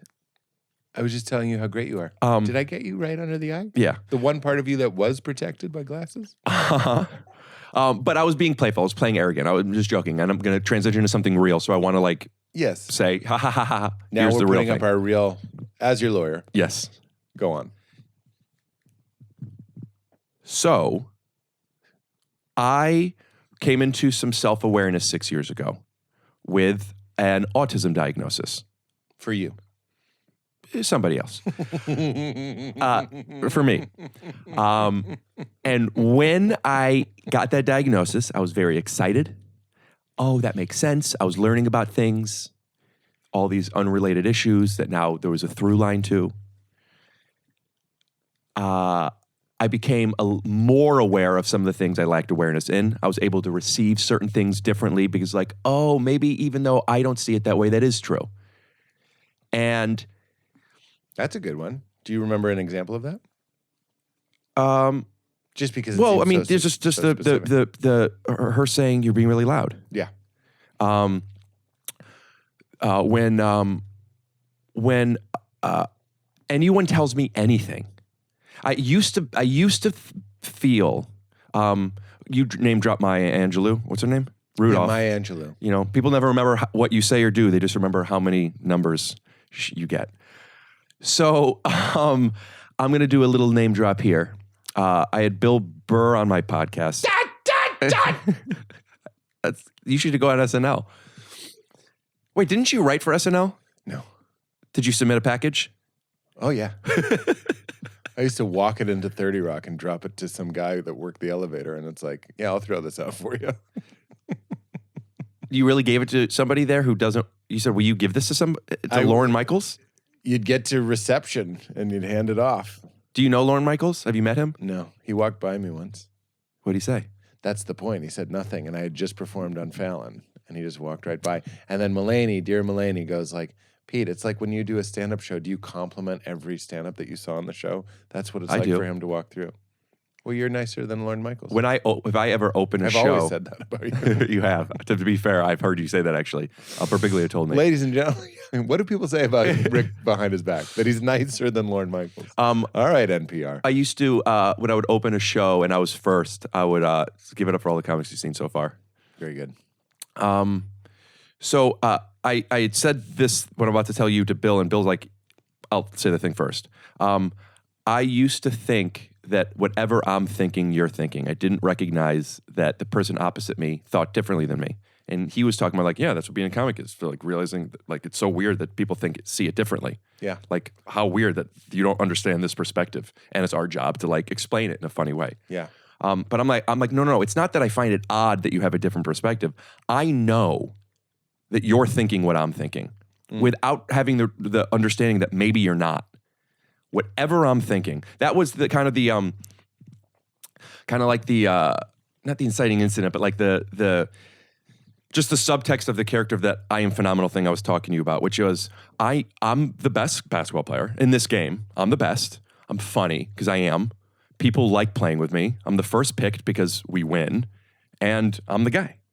Mm-hmm. And then I found out not only am I not picked first, people don't even want to play when I'm there. That wasn't a possibility. I'm the best. Right. And it's not always such an arrogant thing. It could be like, I'm ugly. I suck. So everyone thinks I suck. Can I just interject? What I was going to say nightmare, but what a challenge. It's a challenging thing to have your worldview, which is I'm phenomenal, everyone likes me, I'm the best, be flipped on its head. Yeah. That must have been hard. You know, a tangible obstacle that I have in stand-up, even though I'm more aware, is still something that is difficult for me to know how I'm being received, which is you do a joke and people laugh. Ooh, this is working. They don't either drop it or change it. I still have no idea. If I think it's funny and they don't laugh, they're wrong. And or I have to do something a little different, but it is funny. Yeah. And if they laugh and I don't think it's funny, if you were to say, how was your set? I will never know. I could only tell you how I felt about it. I have no idea. Yeah. And I know a lot of people aren't sure. So this isn't exclusive to me, but I mean, I have almost no data to this stuff. And it has gotten in the way of stand-up when I'm trying to build an act where it's like, I don't know. Is there a strange superpower to it as well? I mean, it sounds like you could be pretty fearless then. Yeah. The superpower is that people have said, I did a podcast with John Rudnitsky. Do you know John? $250K, right? No, it hasn't come out yet. Oh, okay. Do you know who John Rudnitsky is? He's a comedian. John Krasinski, yeah. John Rudnitsky. Shout out to John. Great guy.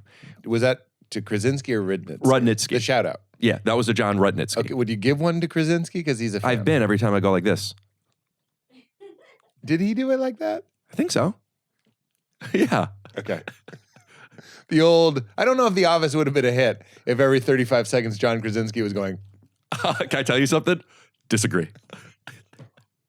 Can I tell you something?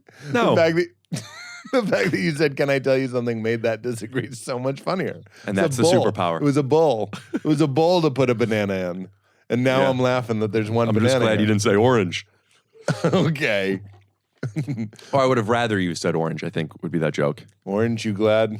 I didn't say banana. So this is a person who thinks I would prefer you to say orange. I just also want you to know that I have some of what you're saying. There's a Ralph Waldo Emerson. Ralph Waldo? Where? Ralph Waldo! Ralph Waldo, get in here! Where is he? Stop being a transcendentalist, Ralph Waldo, and come in for supper. Ralph Waldo! Well, I can never find him. His name is Ralph Waldo, is the impetus for that bit. He says, to believe that what you believe is right for you is right for everybody is genius. Interesting. You know, the opposite, I love a quote from Mark Twain, which is, guys, I'm hungry. Do you want to get something to eat? He did say that. Often. 2 or 3 times a month. You see what I'm saying? There's like a good side to thinking, because I can get that. I'm like, I get it. Yeah. I'm synced up. Right. And I understand, and I can be the representative of how we're all thinking. But that's very close to delusion. It is delusion. It is delusion. But the delusional aspect of it is to believe that I'm right and here's what everybody's thinking. What I was missing, and though I'm now aware that that's not the case. What I was missing was I didn't know I was doing that. Yeah. I wasn't choosing to be right consciously. It was, we're all here. We all, you see it. Also, the idea that I know something, so you must know it. A great example of that, which is just in joke structure form, would be me deconstructing jokes that make sense because I know the origins of the joke. But if you don't know the boy or my arm's tired joke, it doesn't make sense when you do it. I completely understand. Rory Scovel is maybe my favorite comedian. I love him to death. And I feel like we're similar. I'm going for something similar that Rory is going for. And when I watch him, it's very informative to me because I'll watch Rory do something and that makes me realize that I'm doing it. Mm-hmm. And he doesn't do it a lot. Like the and safe I don't and the do rope. it a lot. Yeah, the safe and the rope. It's very much like the safe and the rope because I'll see Rory, this is a bad example, but he'll Give a go good like, one. What's that? Give a good one. Yeah, but this is a fake example is what I mean. It's a very good example, but it's not real. Because I don't want you to think Rory's a doofus. He'll say something. I think he's fantastic. You said that in a text to me. Rory. Krasinski's. 2 Krasinski's will be right back. Searching for a bit. Rory will say, let's say he's doing a bit about hats. It's like, why is it called a hat? It's a hat because it hats on your bat. Mm-hmm. But he says it like that. And I've seen him do the bit and I'm like, he's not supposed to say hats on his bat. It's supposed to be like, it's like a shirt on your back. But he said hats on a bat. But he doesn't realize that. And then he'll go like, where are you guys? Why didn't you laugh? Maybe if I do it again. And he'll do it again, but then he'll say it right and they laugh. I'm like, I do that. Yeah. That's also a type of delusion. I'm on stage thinking that the audience is so with me that I can actually remove 70% of the words and they'll still understand me. Yeah. But I wouldn't change my brain for the world, but my Val will say after show, she's like, remember, they don't know what you're talking about. Yeah, it's like removing the first act of a movie. Yeah. Like maybe they could still figure stuff out, but you have to establish certain things. Right. Now, with structure and with jokes, that makes sense, and you could take swings, and you're in the pocket, and you're being funny, and a lot of what you do and I do as well, but is just kind of what's the word I'm looking for? Like not word association, but like free. Yeah, free associating. Free associating, right? Is that free what it is? associating. So you're just kind of like that's in play mode. But when it's in personal life and you don't recognize that you're doing that, and then you're doing this to people who don't say you have spinach in your teeth. Now we're years into this relationship, and we have been calibrated completely differently. Yeah. And they think Rick is blah, blah, blah, which he is. And I think this is great. Everything's great. Everything's perfect. And the I am phenomenal thing was just that. I am phenomenal. And then I found out I'm not. How did you find out? The letter? Yeah. From Bill? Yeah. Beautiful letter. Did it win an Emmy? The letter. No. One of the few things he wrote that hasn't. Was it nominated? So walk me through it, even though you've said it before. I haven't heard it before. Sure, but I would also like to, the point of me bringing this up that I want to at least tie into, if not get to first, was the idea of I don't remember what got us there, but I remember what it was. So I'm just going to continue on with that thing. Please. I got this autism diagnosis. Yeah, the tool. And yes. And I'm like, awesome. I was excited. I told my friends about it. I talked about it on stage. And then I was even friends. Some people were like, "Yeah, obviously we've known that," and some people were like, "No, you don't. That's not what autism is." I would talk about it on stage, and I found that like when people would be like, "Oh, I like this. I connected to this. You remind me of my son." It was usually that. It was usually women telling me I reminded them of their son. When I say usually, I mean a fair amount of shows. There was a woman in the audience who has an autistic son that they were aware of. And then there were some people that's like, that's not what autism is. And I found myself at first explaining myself. Well, you didn't know what I was like when I was a kid before I developed some of these tools that I have. And then I felt like I'm selling them on this thing that I didn't feel was an identity, but then like, why am I? And I felt really bad about it. So much so that I'm like, I just don't want to talk about it. I don't want to tell people. It's none of their business. For better or worse, it's a thing I'm still learning about. With that, I got so depressed. I remember what it was about. It was about not being able to control how other people receive you. So I lived 30 years of my life knowing that I'm the best. I've recently started talking about on stage how I only recently found out I had no friends as a kid. I had no idea. I wasn't excluded. I wasn't bullied. I just thought everyone was busy. I had no idea I had no friends. Because up here. Because, yeah, David, he can't come over today or tomorrow or the day after. I talk about this on stage where I once asked my mom to talk to his mom because he said his mom said he's not allowed. And my mom had to not tell me probably. He just thinks you wrestle too much. I didn't know. So I wrongly felt everybody feels about me positively, which was great for my self-worth. I love myself. I'm fun. I'm funny. I'm phenomenal. And then I found out I'm not. And by that, I mean, I became aware that, there's a possibility that people think differently than me. Not that they think differently than me, I disagreed. There's a possibility. Because if you didn't tell me I have spinach in my teeth, I don't, right? Right. So then I got really depressed and I tried to, is this okay? I'm talking a lot? Love it. I was going to tell Katie, make a note because this is good for our cold open. Great. That was Well, me. tell her. I just did. Oh. It's hard for them to find cold opens. Go on. I'm trying to now like figure out, okay, how could I be better, right? And there are ways to be better, but like that's the mission now. And I started doing things like what I just did to you, but I did a lot more. Is this okay? Yeah, is that one of your tools? That's one of them to check in because you might not tell me it's not okay. So I'm like kind of giving you the opportunity to be like, I could take it. Right. I would do that. I would preempt. I just want to let you know that sometimes I get a little annoying. Sometimes and if you're not in the mood, I'm totally fine. Just, you could tell me. Right. I talk about on stage now where I learned only 6 years ago when somebody says, how you doing? I could just say, good, thanks. How are you? It doesn't matter how I'm doing. You just say that. Right. There are things that you just, so it's really just going, I'm over here. And you go, Yeah. I'm over here. Yeah. You want to get something to eat? I'm good. How are you? Good. Doesn't It's just- matter. You know what it also is? It's just an opportunity to scan their vocal pattern for tension, for safety. You know what I mean? How are you?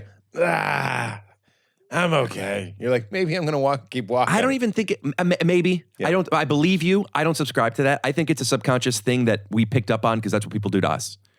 People say how you doing, so you say how you doing. Yeah, but I think it's a way of going like, how's the sound coming out of you today? Okay. I believe you. I had somebody goes, he goes, how you doing? I said, good. He said, good, thanks. How are you? I said, I said, how you doing? Mm-hmm. He said, good, how are you? How does it work? Say how you doing. I want to see something. How you doing? I'm good. How are you? I'm good. Then he said, how are you? How are you? And I'm like, I just did this, but I'm like, I'm good. Yeah, that happens every once in a And while. then we walk into a room and he goes, how you been, man? And I just went, you just. Yeah. Look, can I just say people with autism are totally right? You know what I'm saying? Yeah. What autism is it's in my experience, and there are people in my family that have it, and I think I might have a sprinkle of it. I'm not sure. But like what it is a lessened ability to damp down all of the nonsense most of us are overlooking. Do you understand? Like, yeah, that's I think a that's weird a fair thing. attribute of it. Yeah, I'm not saying it's all of it. I'm just saying what it is like paranoia is similar too. It's like paranoid people are right. Like there could be an earthquake. A plane engine could fall. We can have an aneurysm. That's all right. Focusing on it. It's just like developing tools to not let it own your life. Similar to autism, it's like, it's weird that people say, how are you, but they don't really care. More specifically than weird, it's like, what is the purpose of this? Where is the logic in this? Are we trying to connect? If that's the case, let's connect. But that's not connecting. By the way, that's why I can't diagnose myself, but that's why I relate to the autistic perspective. It's also very funny. Like the autistic perspective is often very funny because it's very literal. And it's looking for meaning and it's looking for reason in a world that very often has little of either of those things. And pointing that out is often very funny. Yeah. But a lot of people and fun are just a lot of people are just going around eating ice cream. You know what I'm saying? And that's fine. Which, by the way, could raise your cholesterol because of saturated fats, which I believe are like something about the way that fats are chained up. Yeah, I don't know enough about it. I don't know either, but it makes a coating around your arteries, and that's gross. It sucks, man. Yuck. Can I just say heart attack? Yuck. Gross. Yeah, it's gross. Yeah. Ugh. You have to be conscious of what you're doing and you're eating, and having advocates around to not judge you but bring awareness to if you have something in your teeth or what you might be putting into your teeth.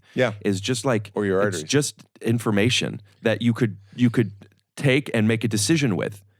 I'll ignore it. I'll disregard it. Or, ooh, good call. I look at it as someone's helping you cheat at a test. That's life. I've said this many times on this pod. There's my little disclaimer. I'm a help me. Help me.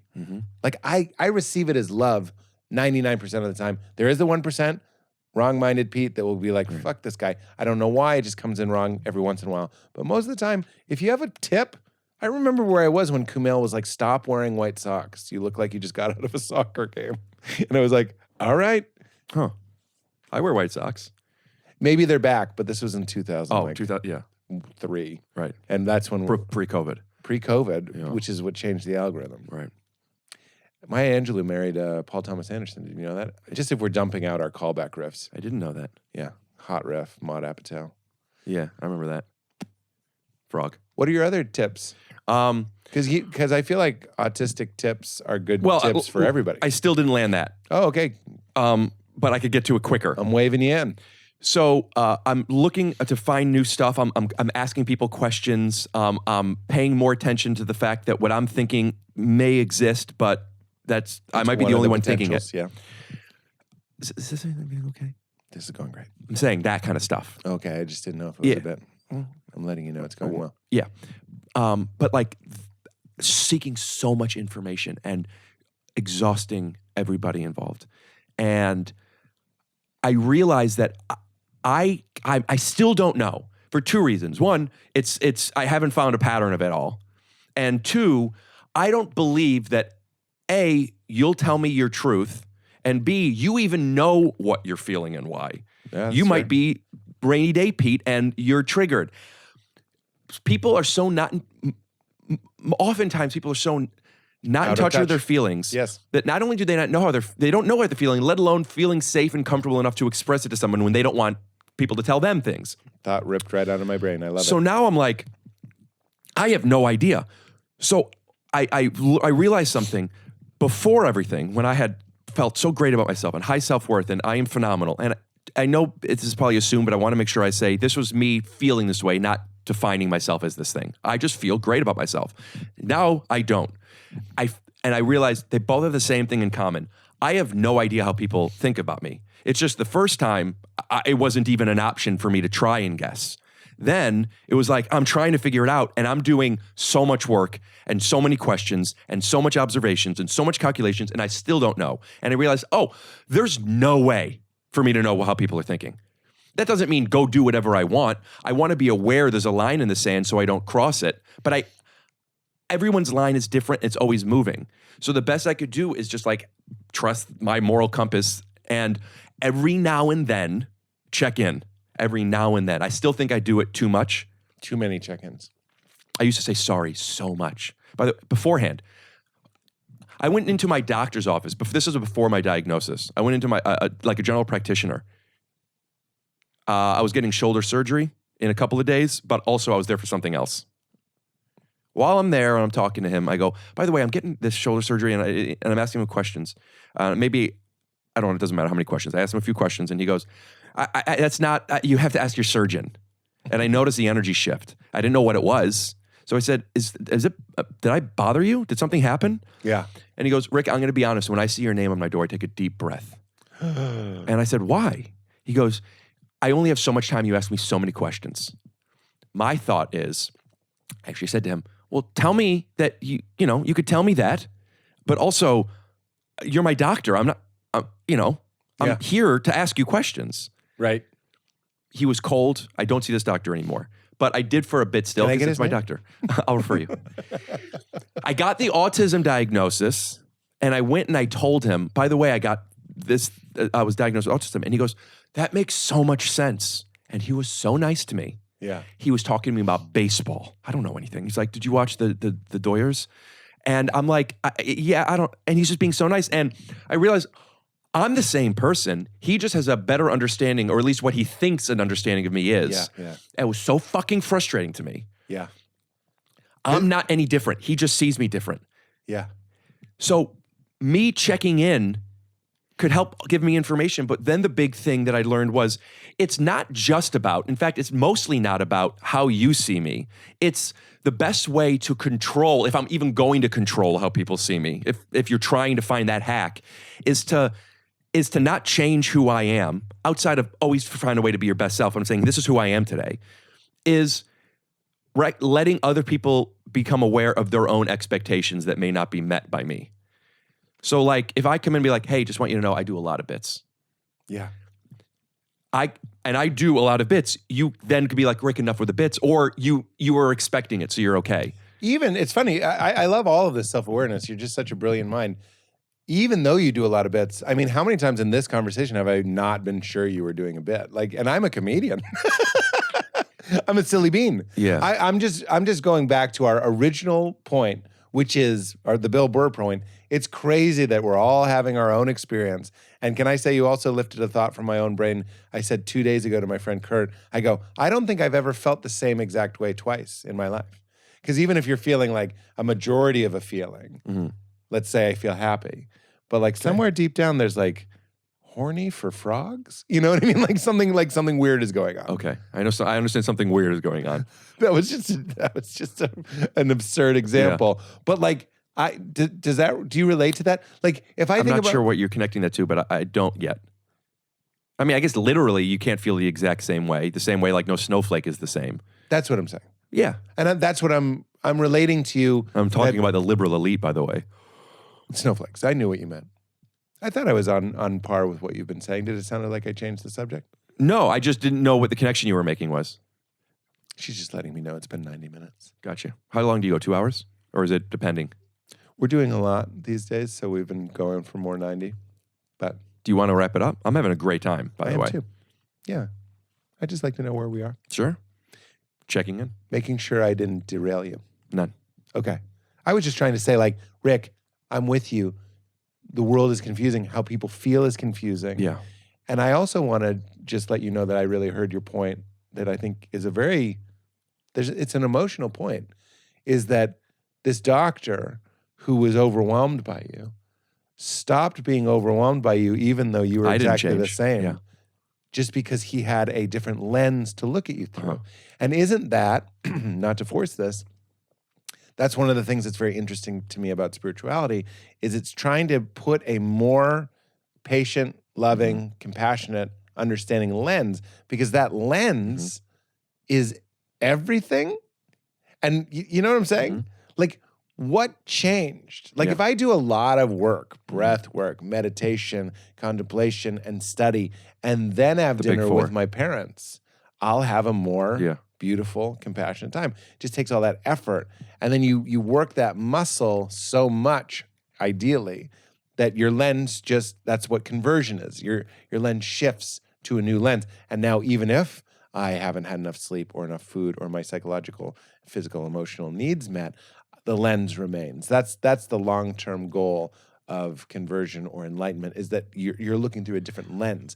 But that's what I'm saying, is like, we should all be, I hope that was okay. It was unintentional. I'm not making fun of your boundary issues. Boundaries. Same page. I'm just acknowledging them. I touched your foot.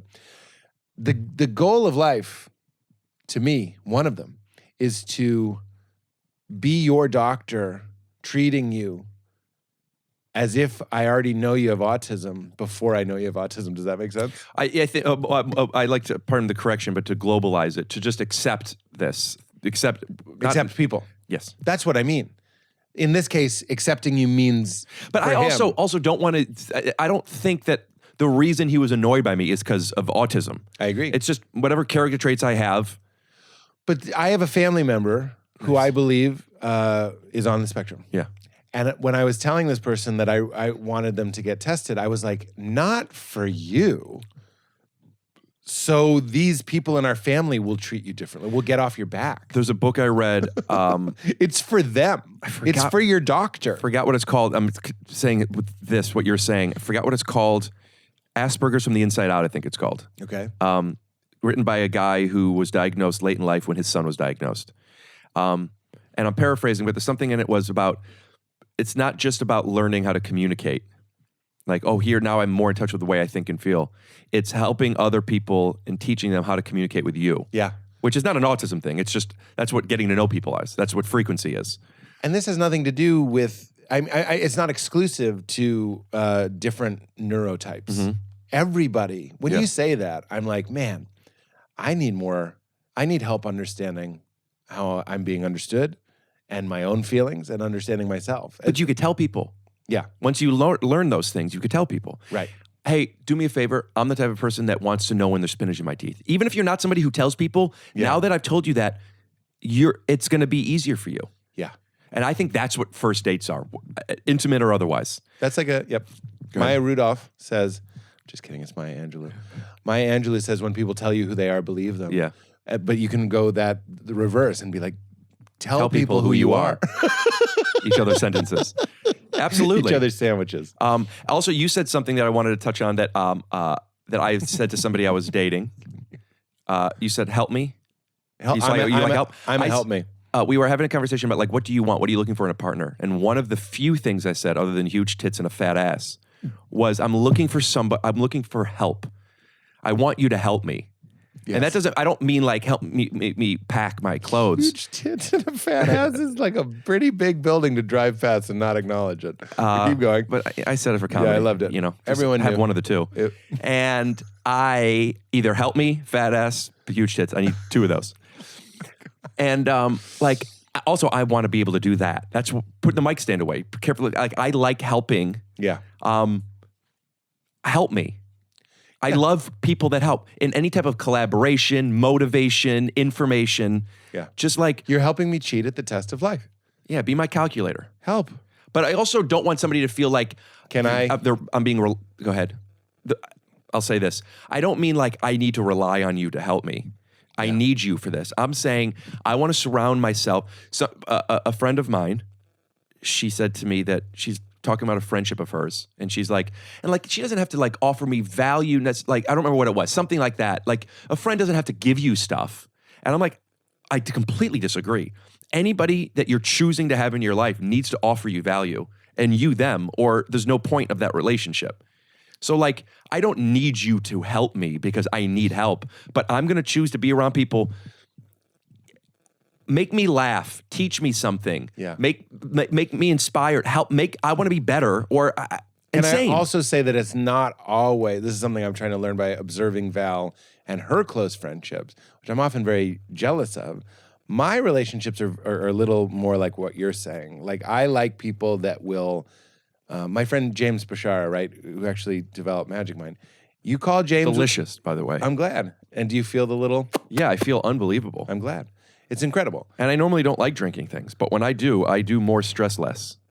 You do more stress less. Can we put a little pause? Yep. I do more stress less. Okay, that was very funny. He's a guy that you call him and you go, I'm having an issue. He solves it. He fixes it. That I consider that to be very masculine energy. It's like, I see a problem and I cut down the tree that was blocking your view. You know what I mean? If you're looking for someone to cut down your tree, of course. Exactly. Val's friends don't cut down each other's trees. They sit down around the tree and have a laughter-infused, joyful friend heart space. This sounds like I'm going like, and it's girly. I'm not at all. Men can do this too. I have men friends that I do this with.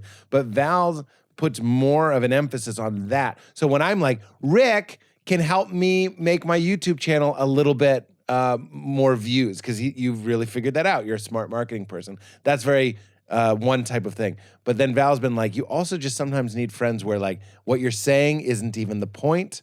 You're not exchanging information, techniques, tips. You're not doing the Wim Hof method. You're not doing cold exposure. You're not doing intermittent fasting and you're not meditating. You're just being there for one another going, hey, I see you, good job being you. And then they say, hey, I see you, good job being you. And that's also important. Yeah. I'm trying to open up my circle of friends to have more nuanced. So when I go, I'm like you, I want to get something. But that's help too. But I'm trying to recognize that things that don't look like help, like just sitting around, actually redefining are what help means. Because I'm more like, James, I'll give you the example that I use with James is, I was like, I'm really nervous about this live You Made It Weird we're doing. And I'm just not looking forward to it. And he was like, what if my buddy Jake, who now runs my social, what if Jake came and filmed it? Then you could cut it together and put it on YouTube, and it would be exciting about that. I was like, "What the fuck? What the fuck are you?" And it worked. Like it became views? novel. It's got like 22 views. Go check it out and leave a comment. Help the algorithm. Leave a comment. Ooh.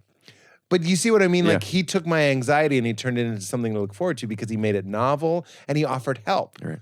Then it wasn't just me. It was like, what if we filmed How would you define help? I mean, I guess that's what we're talking about is there's lots of different ways. Sometimes help is literally just sitting around, not helping you, but being a warm body that's like, yeah, I'm here too. This is a confusing place. Could you try and define it without an example? What help is? Like to me, I would say it's, I am better off after. I feel better. Things became easier. I got something accomplished, whatever it might be. Yeah. From before the help to after, and that could just be acknowledging the thing. I'm glad this happened. It filled me, didn't drain me. You know what's funny? Help is very similar to love because love is me seeing your needs as my needs. Your feelings, your desires, your that's a nice life way as my of life. saying it. It's like removing the separation. Unfortunately, we can't do it quite perfectly. I can do it easier with Val and certainly my daughter. Than you can with me? Well, yeah, you and I, there's effort to remember that deep down, you and I are the same thing. And when I remember that, it's even helpful to just say it. I remember like, boy, I hope Rick's enjoying the podcast. I feel bad about saying the mirror thing. I'm just kidding. But like that's a loving thing. And it's very similar to help. Help and love are, I can't say they're synonymous, but they're very, very similar. Okay, I'll say they're synonymous. Just because it's fun to say synonymous. Yeah. Synonymous. I remain anonymous when I'm synonymous with being a guy who goes into McDonald's and I get some bigger fries and I wish something else rhymed. With fries? No, I Nothing wanted to does. come back to this. Psych, lies. I told lies. You're so covered in flies right now.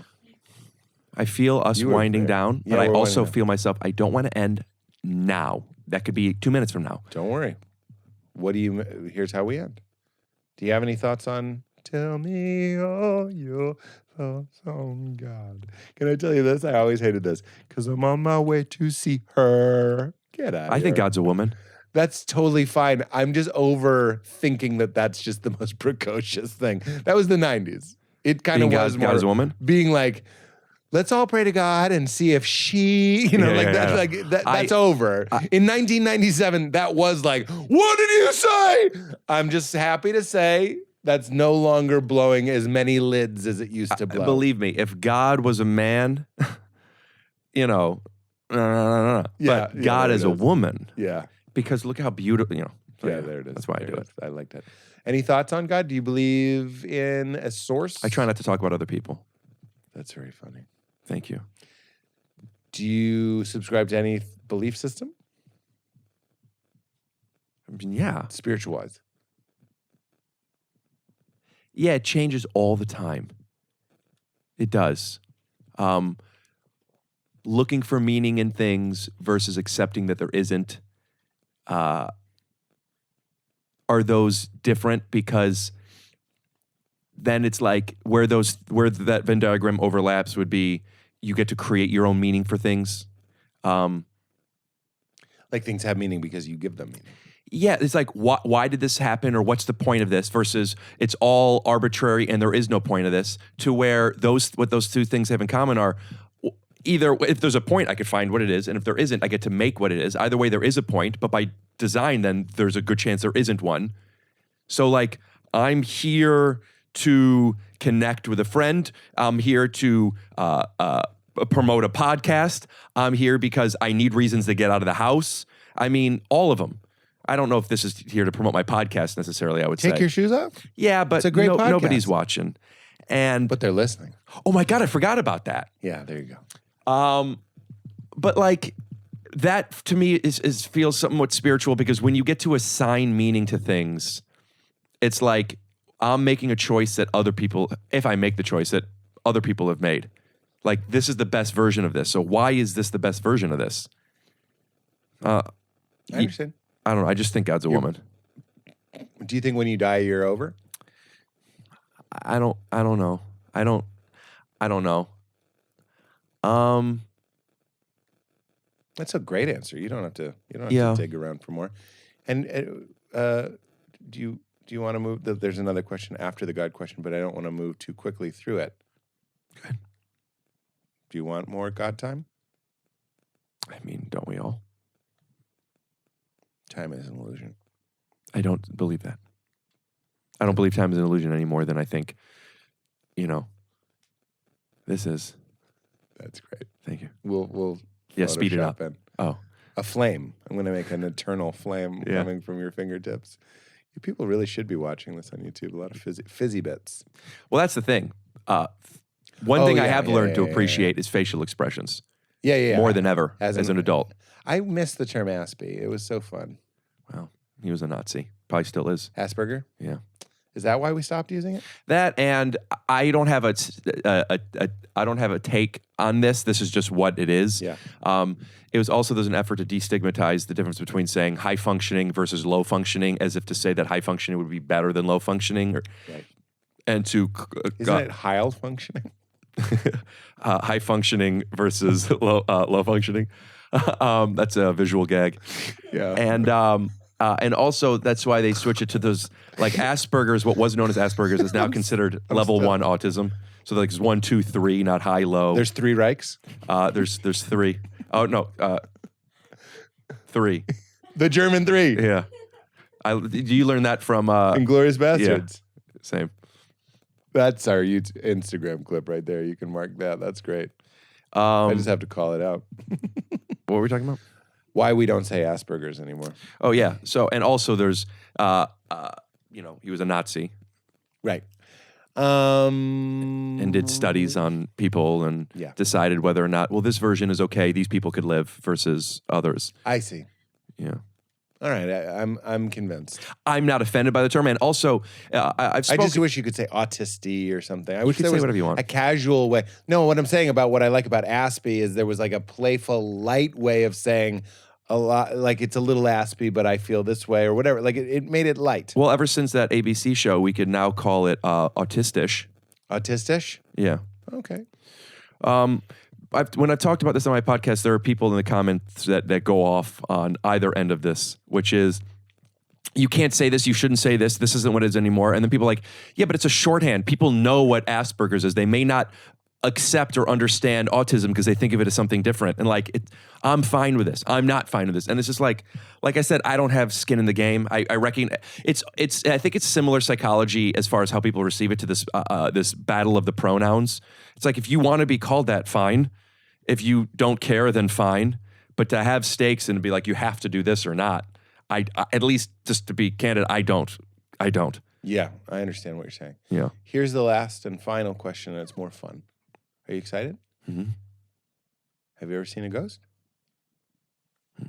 Have you ever seen a UFO? Probably everything I see that I don't know what it is, right? That's in If the air. if it's flying, yeah. Yeah. What's the time you've laughed the hardest in your life? And here's a few. It's like a guided hypnosis session. GHS. Jesus? GHS. Jesus Christ. GHS. Sorry, forgot. As your lawyer, I'm going to sue myself. Who, by the way, I think there should be more women lawyers. Agreed. But when we have our daughters, we tell them they're going to be princesses, and we need to teach them how to code and to, that they're able to do just as much. To be honest with you, I think more. I think women are better than men. Okay. It's a little suspicious that you're so grotesquely siding with the half of the species that you want to mate with, but yeah. I don't want to mate with You half do. the You women wanna in the mate. world, You just the wanna ones mate. that have either two of the Yeah. following Two. three. Preferably, Okay, maybe, preferably. I also forgot pretty face. That's so 4. Maybe you were a kid. Maybe someone fell down. definitely was. Maybe someone farted. Maybe you were on drugs. And I'm going to be honest, my least favorite answers are when it's a movie. So did you ever see someone fall in a fountain or something? Step Brothers, man. When I watched, and he goes, when he's putting the ketchup on his plate, he goes, "I like it." Yeah. No, that's not where. I love it. The balls on the tom-tom is funnier than that. Okay. Okay. Jesus. There is a time that comes to mind, but it's never nobler to search to find, to understand the difference between time and space, to live in a moment that is written, but it can be erased. Like think about it this way. You see yourself in the mirror, the Lord above. It seems so clear. The vision of you is nothing more to see than a vision of a illusion of a place to be. Inside of me, it's different to be. But when I farted in a microphone once, it made me laugh so hard. I've done it 3 times. I've done it 3 times on stage. I've done it 3 times. And every time I've done it, I didn't know I was going to do it. I felt a thing, and then I just did it. I thought you were going to do it. That would have been a first. And I couldn't recover. I couldn't. I couldn't stop laughing. Was the audience also laughing? No. See, that's back to your thing. Yeah, coincidentally, because also it's not gross to me. Right. So it's your own fart. Yeah, but there's something, and the whole thing is what's so funny. There's something about, have you ever farted or heard a fart in a microphone in a room with speakers? It's fucking insane. It's insane because it sounds just like a fart, but you've never heard it before. You've never heard it that way before. You've never heard it so 3-dimensionally. Also, you did it. Also, you're in the audience too because you didn't plan it. Also, you seeing the people not receiving it, which nor do they need to, but it's just like, and when I did it, every time I tried to do it as a throwaway and then just continue going, and I couldn't stop laughing. Also, farts are funny. Yes. I've talked about this on my pod, but I do think there is a direct correlation to people that find farts funny are good people because there is a childlike thing with them where they are okay with and they get it. I just was hearing about the Dalai Lama. He was on a talk show and they were asking him about. Is he doing my bit? Did he fart? He did your bit. No, go ahead. He did. He was talking about the difference between the sacred and the profane, or finding the sacred in the everyday. And the Dalai Lama Wait, what is that? Finding the sacred versus the profane? Yeah. What does profane mean? It just means like farting. That's profane. The difference between what's sacred and what's blue streak is what? Well, that's a lot of spiritual people are trying to say there is no difference between Gotcha. sacred and the profane. So the Dalai Lama goes on and with tears rolling down his face talking about how funny farting is. And the people interviewing him are like aghast. And he's talking Pun about... intended?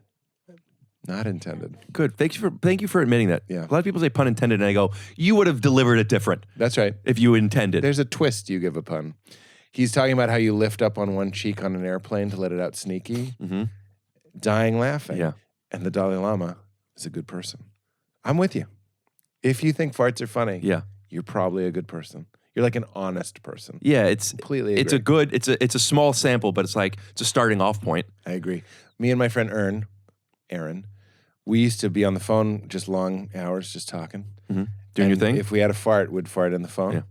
But then we've talked about this before, but we would fake it a lot too. And would try and get away with it. But then the bit, you'd love this, became doing one that is so clearly fake. So you're on the phone and you're like, oh, hold on. And you'd come back and you'd go, that's not genuine. That's Yeah. what we would say. I just thought you'd like that. I do like it. Okay, good. Before we go, while we're talking about puns, I want to show you a character I've been working on. Okay. It's a guy who really likes the idea of puns because he sees how much people love them and he wants to do them, so he does. The thing is, he doesn't understand how puns work. Okay. Okay? Here it is. Let's just say you would understand what I was talking about if I did it. No, but all jokes aside, Pete, I had a really fun time podcasting with you.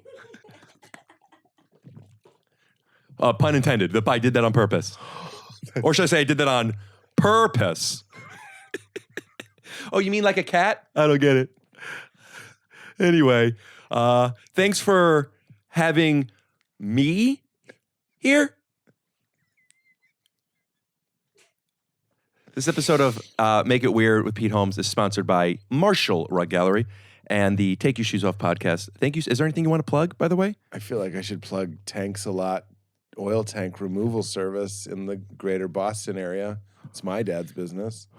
If you're looking to convert your home from oil, right? If it's in your basement, That's or what I in the want ground, into gas, Tanks a Lot home tank removal company will dig that thing out or get it out of your basement and convert it all up. I have a question that maybe this is something for your dad to answer. Okay. But with the name of his company, was the pun intended?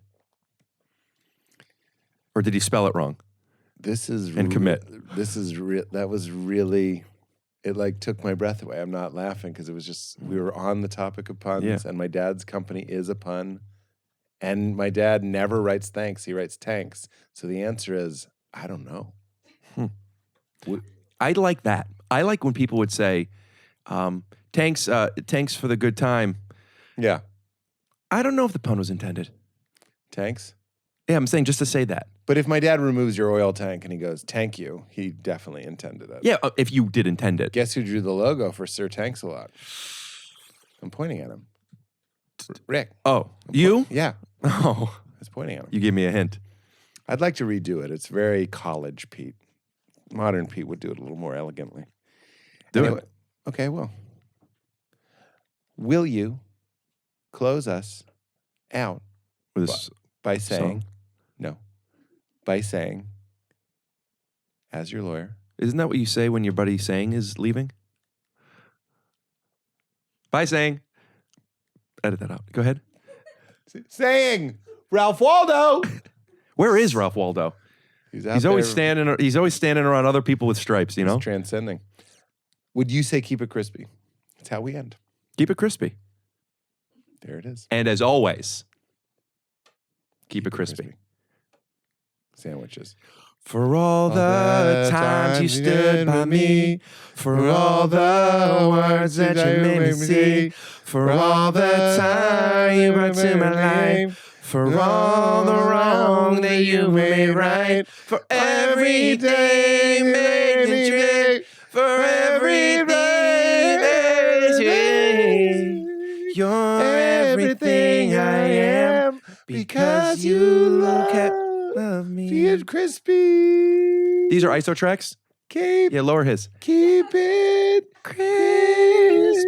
Do it again, the way you just did it. Keep it crispy.